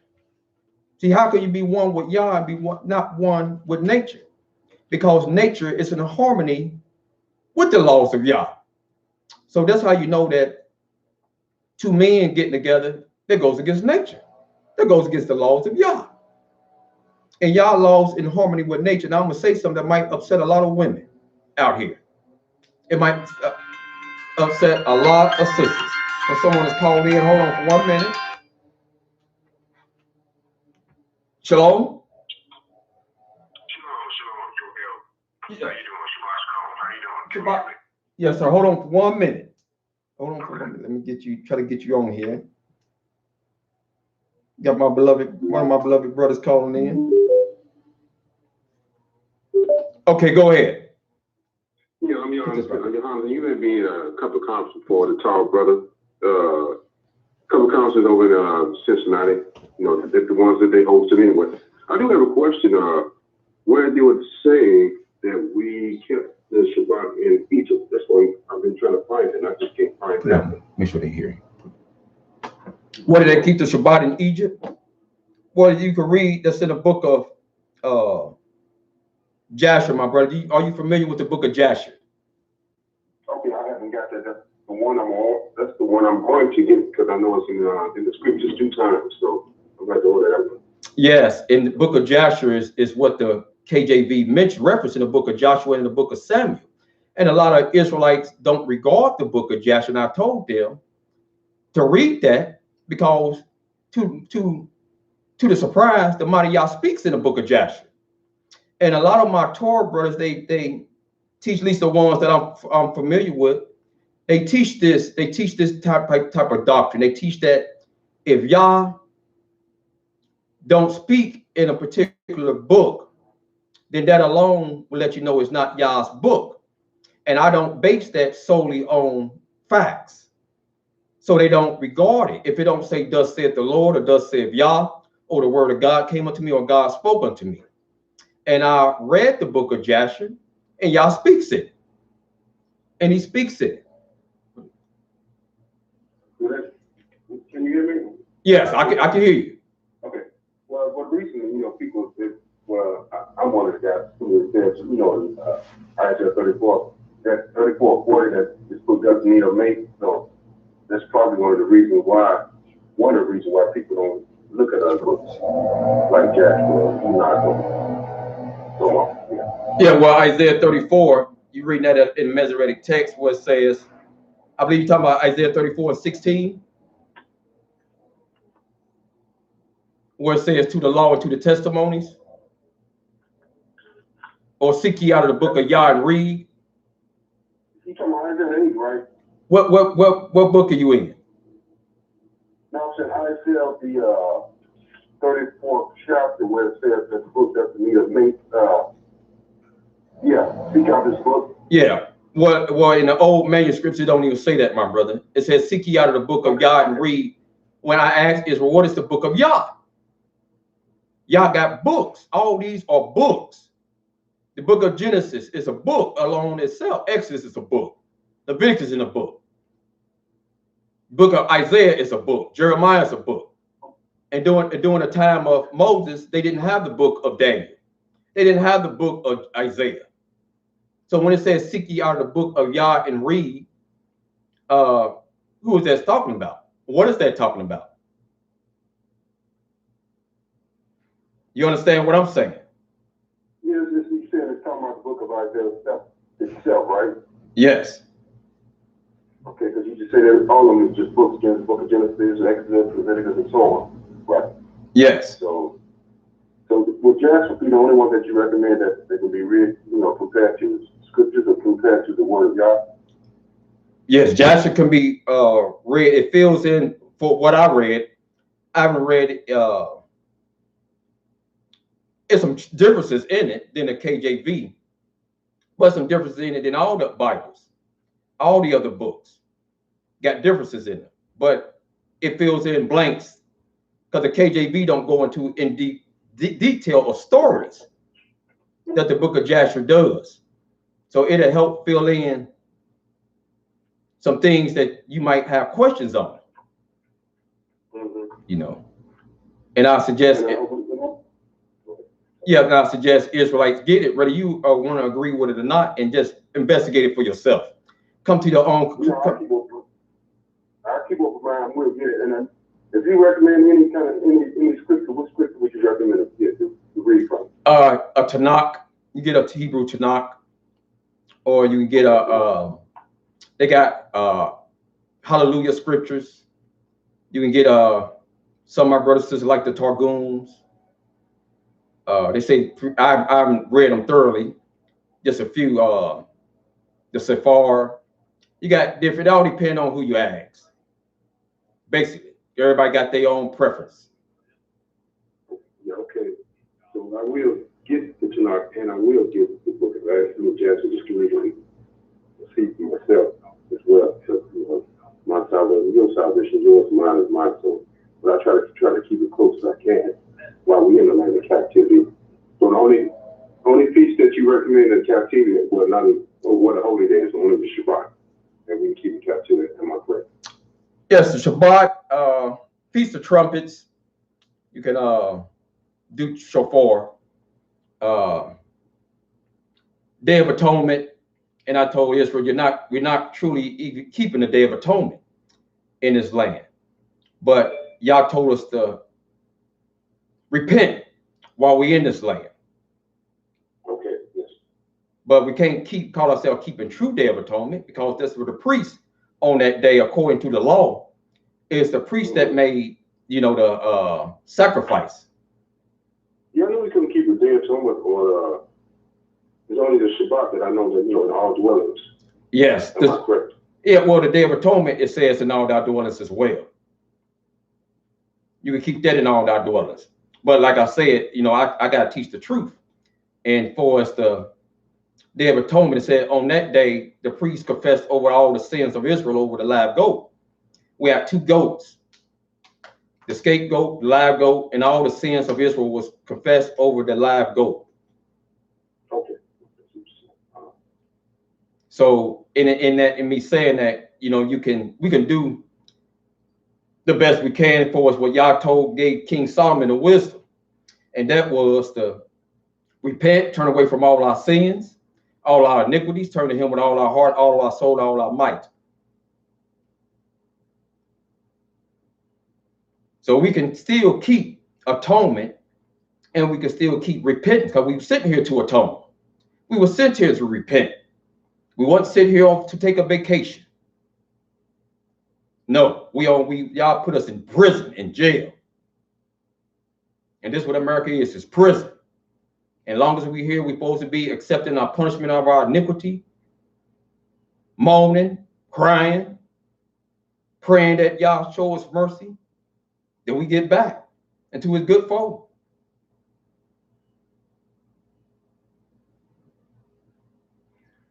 So I hope that understood. Yes. There was one more thing on this one. Okay, skip my mind here. That's all right. All right, sure. Okay, I understood. So, all right, then. Thanks. If I have another question, I will call back in. Yes, no problem at all, fam. No problem at all. Oh, I know. Okay, this is what I want to talk about. You have. Okay, I look at lessons at different camps. Like certain camps I look at online and listen to. I listen to just about to every last night I get to. Yes. Part of the House of Israel, mentioned the House of Israel back. You know, most of them got the. They said it. Hold on, my beloved brother. Hold on, my beloved brother. Somebody said. Hold on, my beloved. Days to start to pass. I mean, Day of Atonement. So. Can you hear me? What you recommend on that as well? Show my beloved brother. Can you hear me? Yeah, I can hear you. I can hear you. Okay, because one of my brothers, Michael Israel, said he couldn't hear me. So I want to make sure everybody can hear me. I can hear you. You can hear me. Okay, brother Michael Israel, I don't know what's going on, but you said you can't hear me. And my brother, I'm talking with him, he said he can hear me. So I don't know. I know this Facebook thing ain't gonna be long. I know they're gonna take all this communication away from us. So I understand. I couldn't even get on Facebook and stream live on my computer. I had to go YouTube today. And I had to try to do Facebook by the way of my phone, which I hate. I hate doing that. Because it's just not, to me, it's not professional. I don't like doing anything Facebook or broadcasting by way of my phone. But I have to attempt to do it so Israel can at least listen in and hear what's being said. So, brother Michael Israel, if you can hear me now, just let me know. But go ahead, my beloved brother. Can you hear me? Yeah, I can hear you good. Okay, yeah, I can hear you. I can hear you. Yes, go ahead. Okay, my question was, I said I listen to a lot of, House of Israel, this House of Israel there, here and there, and all of them, don't have the same day they honor these, like the Day of Atonement or the feast of unleavened bread, which you say we're not supposed to honor in this land. But as far as the Day of Atonement, it's not the same everywhere. See what I'm saying? They don't keep it the same day. Okay. Yes, hold on, my brother, because somebody said it's in and out, but it seems better now. It sounds low. Make sure the volume is up so everybody can hear it. And this is done by I already know what's going on. This man don't want certain things to get out. And I do understand. Trust me, I do understand. But go ahead. So we can do, as far as keeping the days, the right day, keep it on the right day. Is that, we don't have unity in that? No, we don't have unity. We got different dates for the Day of Atonement. We got different dates. Yes. Yeah. Yes. You're right. We can't do nothing in unity. Right. My YouTube page is Truth or Tradition. Truth or Tradition. That's the YouTube page. So if you're trying to get on BI YouTube, type in Truth or Tradition. And my brother Oliver Williams said he can't hear. It's on your Facebook page. It's on my Facebook page. The link is on your Facebook page. Yeah, the link is on my Facebook page. Truth or Tradition. And my brother Oliver, he said so my brother, some people saying that they can't hear. And I don't know what's going on. I don't know what's going on. I can hear you and you can hear me. I can hear you too. I can hear you too as well. Right. Yeah. So I don't know what is happening, but some people saying that they can't hear. But anybody that is listening, go to YouTube, Truth or Tradition. Truth or Tradition. Because they not only be messing with me, they're gonna be messing with a lot of Israel. And it ain't gonna be too long that none of us gonna be online to communicate with one another. Yeah, because it's gonna be a family land for the word of the Most High. Yes. I see that. Yeah. Yes. Yes. Absolutely. Absolutely. Well, all right, The Most High, when I'm saying that the Most High give you credit, even though you don't know what day the whole. Yeah, he judges the heart, my brother. He judges the heart of the man. Well, that's why I told Israel, some of people keeping the Shabbat on different time and dates. Y'all gonna judge that. He's judging that. I'm not the judge. The Mariah is the judge. Mm-hmm. So as long as you're doing what you're doing the best you can to serve y'all, be obedient, keep the laws of morality. Hey, it's up to Mariah to show who he say. Y'all say, I'm gonna show mercy to whom I show mercy to. And I'm praying for you. Okay, I'm praying for all Israel. I do too. I pray for those who strive and struggle on who we are as nation people and creator and learn his laws, statutes, judgments, commandments, testimony, priests, and opponents. I Yes. pray for all. I pray Hallelujah. for all. Hallelujah. Well, thank you for calling in, my beloved brother. Okay, shalom, my brother. Shalom, shalom. That's my beloved brother. Call in. Anyone else? Let me make sure if anyone has a problem hearing me, as Brother Oliver did, and someone else. Brother David Logan, can you hear me? Let me do a test. Can you hear me?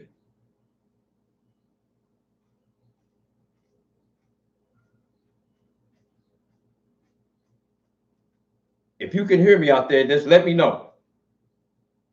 Just respond back. Those is all that's listening. If you all can hear me. Call my auntie and see. Murder David Logan said, yes, he can hear me. Okay, so I don't know what's going on in other places, in other cities, but I know they definitely messing with Facebook. Brother Michael White said, yes, now he can hear me. Brother Michael Israel, excuse me, said, yes, now he can hear me.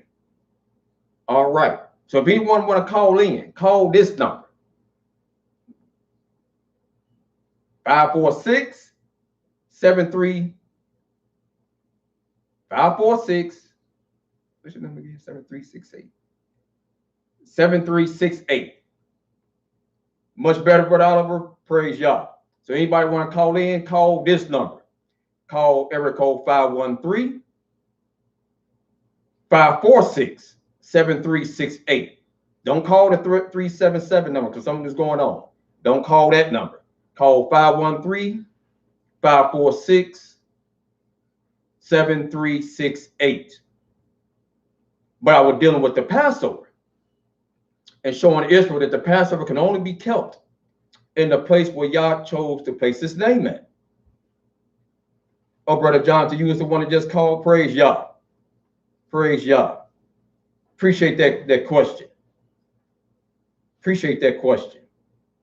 And all questions are relevant. So, Brother Oliver Williams, last week, you asked something you want to say. I couldn't make it out what exactly what it was. So if you want to call 513-546-7368, go right ahead and get that point because I couldn't make out what you was actually saying by via text. So call that number. 546-7368, area code 513. But I want to deal with the importance of being unified. For all Israel, it's very important that Israel be unified. And first, I want to take Israel to the book of Genesis.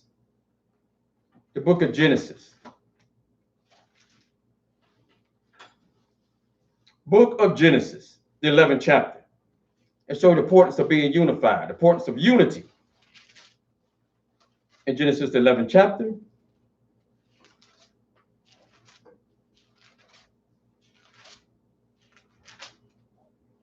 They're going to start in verse number 1. It said, the whole earth was on one language and on one speech. And it came to pass as they journeyed from the east that they found a plain in the land of Shinar, and they dwelt there.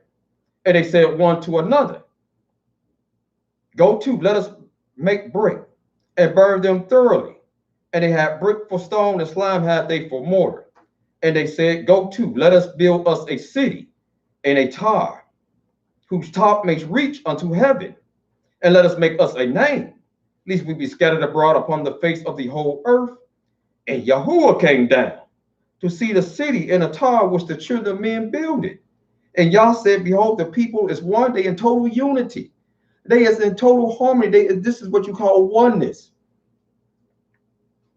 And they all have one language, one dialect, one speech. And this they began to do, and nothing will be restrained from them which they have imagined to do.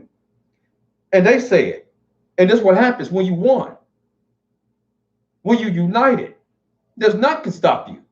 A people that's united, They all singing the same song, doing the same dance.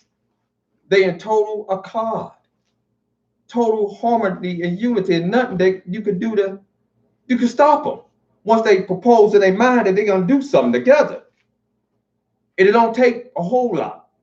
Only thing it takes is a few good men, a few good women to come together and say, hey, I'm looking now in time we living in, it's time for us to come together, move in together with one another.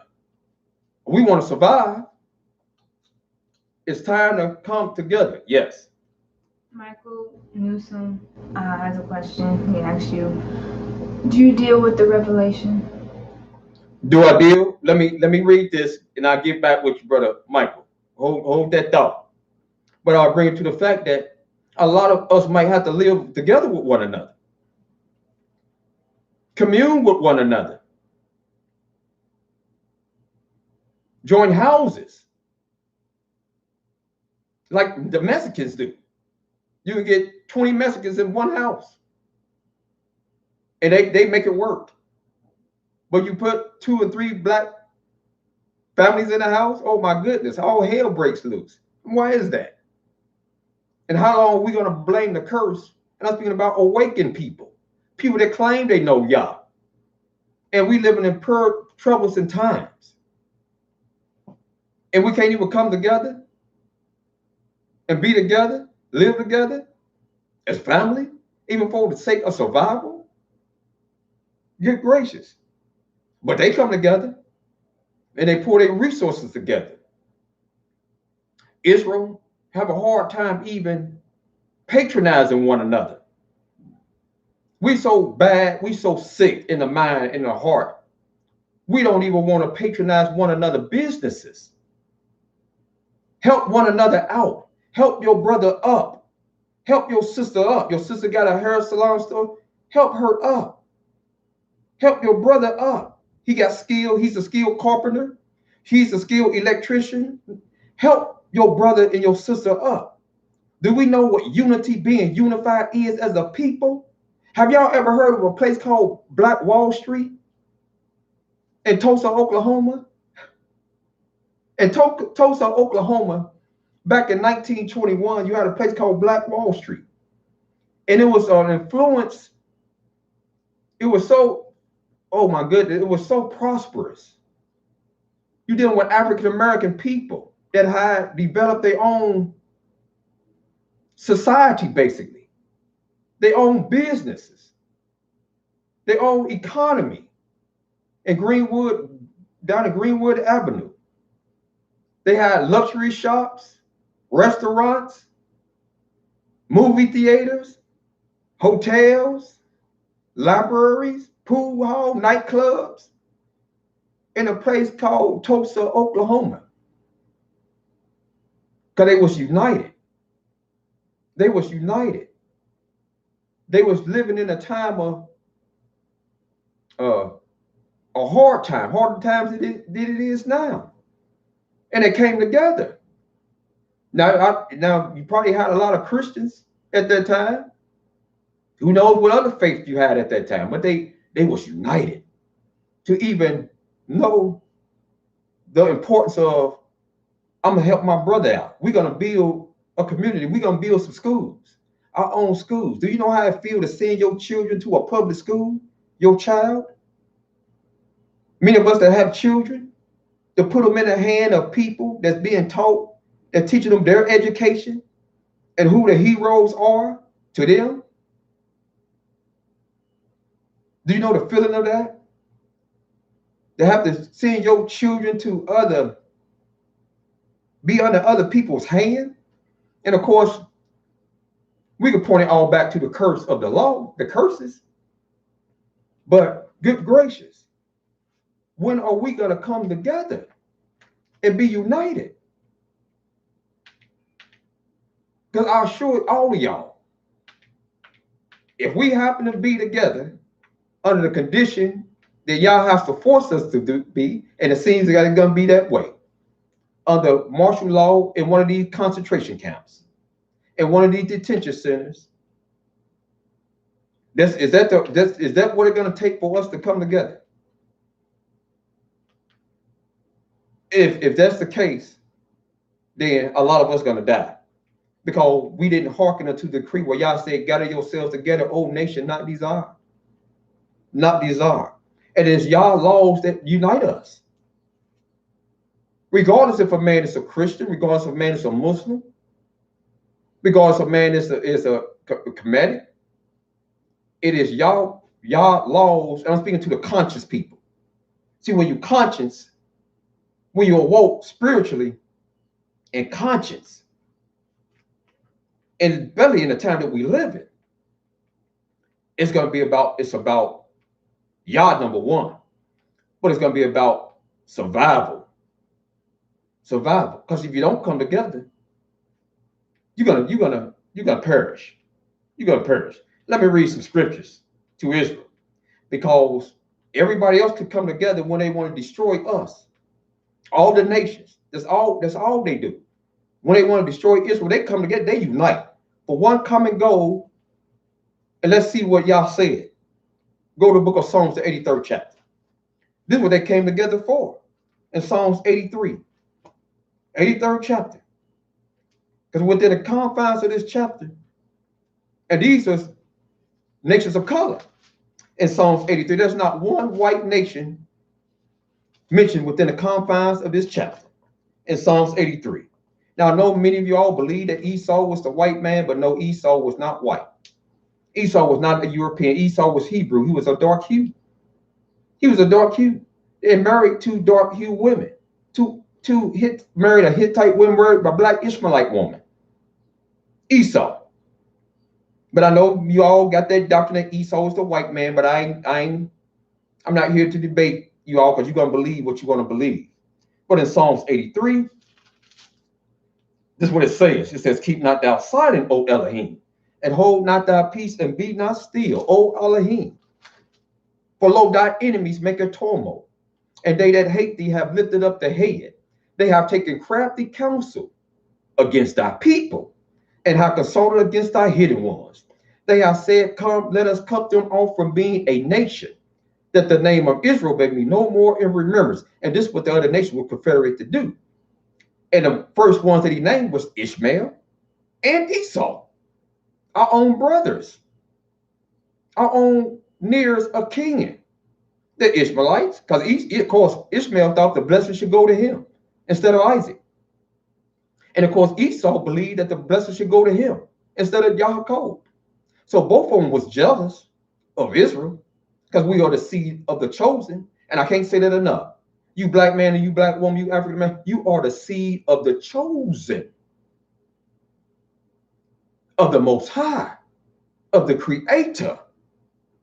And a lot of the other nations, they were jealous of that. It's like you might have 5 children, and the Abba and the Ema, they show the favoritism towards one child more than the other one. And the other children, they look and they start getting mad. They start getting jealous, they envious.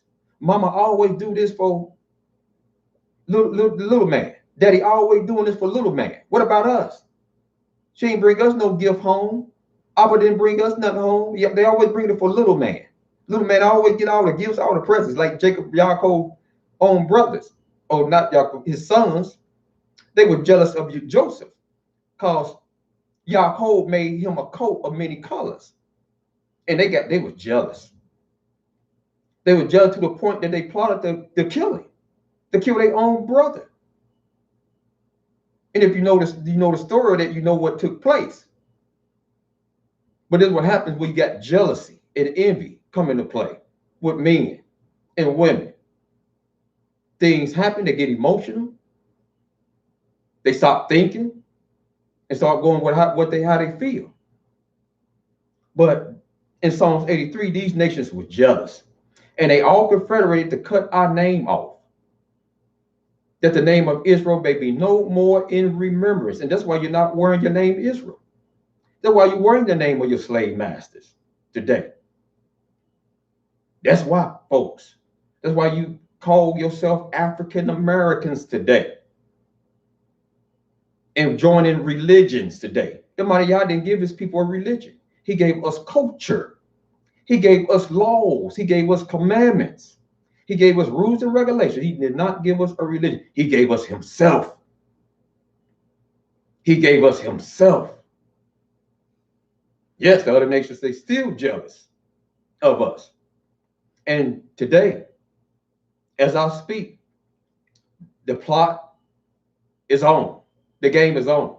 The Pope didn't just call all the world leaders to Rome just to break bread with them, just to sing songs of Mary. No.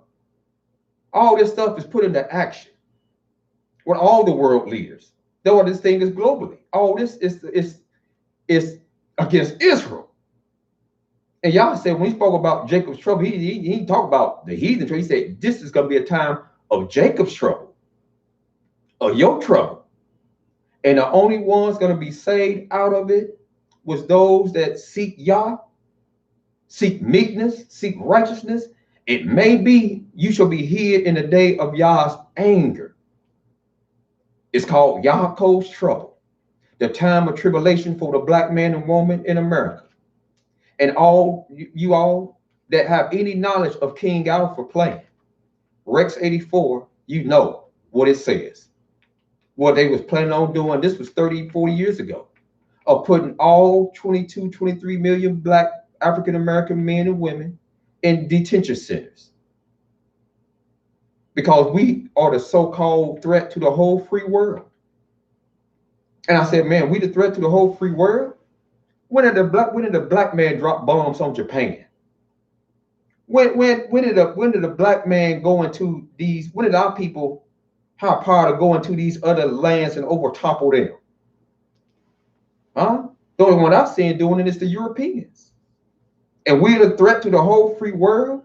Or not you, Mr. and Mrs. European, the one that's going through dropping bombs on people, overtoppling governments, poisoning the water, poisoning the air that people breathe? Huh? Aren't you doing that, Mr. and Mrs. European? You have never lived in harmony and peace with any group of people upon the face of the earth. So if you're looking for Brother Yoel to plead your cause, I'm not the one, sir. I'm not the one, ma'am. And that's why the Creator called you the total destroyer. You always have been, since Cain was marked with leprosy, as I teach. You've been a vagabond in the earth. You've always been over in Africa, trying to rip the motherland of its resources. You always have to try to subjugate other people up under you. That's your nature. And it's hard for a snake to change from him being a snake. The truth of the matter of it is hard, very difficult. You try to domesticate a snake and end up getting bit. And he tell you, you knew I was a snake when you brought me in the house. And we bring snakes into the churches. We bring snakes and the politicians and right into the church, into the so-called houses of God, and have our people voting for snakes. Deadly rattlers that will strike you right through their policies, strike you right through the laws that they pass. Snakes. And you got all type of snakes in the White House, and they deadly. And the head snake, he's deadly. But you know what? Y'all set that snake up. He set that king cobra up called Trump. You can't get no bigger snake than him. But he a snake that I can appreciate because he tells you the truth. He tells you how he feels. He ain't trying to sugarcoat nothing. So I appreciate that snake. I do appreciate that big cobra snake because he's going to tell you exactly how he feels. But nevertheless, the nations will all gather together to come against us, but we can't even unite with one another. You have right here in Cincinnati, Ohio, you have 4 different camps here in the city of Torah base, Tanakh base. Can't get together, but refuse to. You got Messianic camps, places in the city, refuse to come together, can't come together, but can come together. Some want to come together, and others don't want to come together. So I got to tell the truth. Some want to, and they separate on doctrine. Doctrinal differences. That's where the separation comes from. One per camp can teach one thing different than the other one, and that keeps them from coming together. And I shake my head. And I shake my head. You can always come together on things that you have in common and things that you agree with. So we're not going to agree on everything. But how long is it going to take for us to get the message from Yah? To gather ourselves together, O nation not desired. And this is what Yah teaches. He teaches unity. You might have people in your house that you don't agree with, that you might have to move in with one day. Israel with Israel.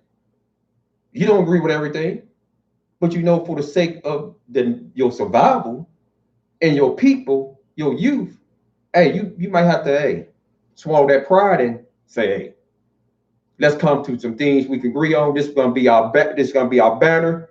This what we're gonna agree on, this is what we're gonna deal with. The other things, it'll take care of itself. It'll take care of itself. If you go to the book of Jeremiah, the 29th chapter, Jeremiah chapter 29.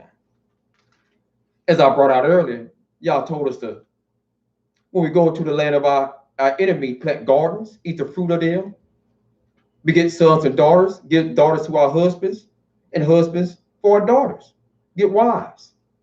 Get wives for your sons, and get husbands for your daughters. And this was in the law of the mighty Yah. This is unity. But he told us to plant vineyards and gardens in the land of our captivity. And look, you got poor people all throughout the land, whether they white or black. Don't matter. They got poor folks. And with Israel, look what the mighty Yah said in the law dealing with the poor. Dealing with the poor. We go to Deuteronomy, the 23rd chapter. Deuteronomy, the 23rd chapter. And I'm going to read verse 24 and 25. In Deuteronomy, the 23rd chapter, it said, when thou comest into thy neighbor's standing corn, vineyard, where thou mayest eat grapes to thy field, at thy own pleasure, but thou shalt not put any in thy vessel. When thou comest into thy standing corn of thy neighbor, thou mayest pluck off the ears with thy hand, but thou shalt not move a sickle unto thy neighbor's standing corn. Now this was for the poor, that the poor may eat. But how many of us have our own vineyard? We got acres of land and ain't growing nothing. Ain't even thinking about nothing. Got a backyard and we ain't thinking about nothing, but we happy going to the produce stores, ain't we? We happy going to the market getting our food, ain't we? Well, that's gonna come to a close. They're gonna come to a close real quick. Ain't no more shopping at the malls. Ain't gonna be no more group. Matter of fact, today they implementing only a certain amount of people allowed in the grocery store because they want to keep the distance, the 6 feet distance, so to speak. So that's all that stuff gonna come to a close. But we're not doing law. And when we're doing law, that brings Israel together. And you can be feeding the poor. If you had your own vineyards year after year after year. Yah's holy days bring us together. If we was keeping them. The Passover, that's why Yah gave us holy days like Passover. And the Shabbat day. We had holy convocations. We had meetings. We had gathering day was feast. We had a party. We had a good time. It wasn't all about teaching.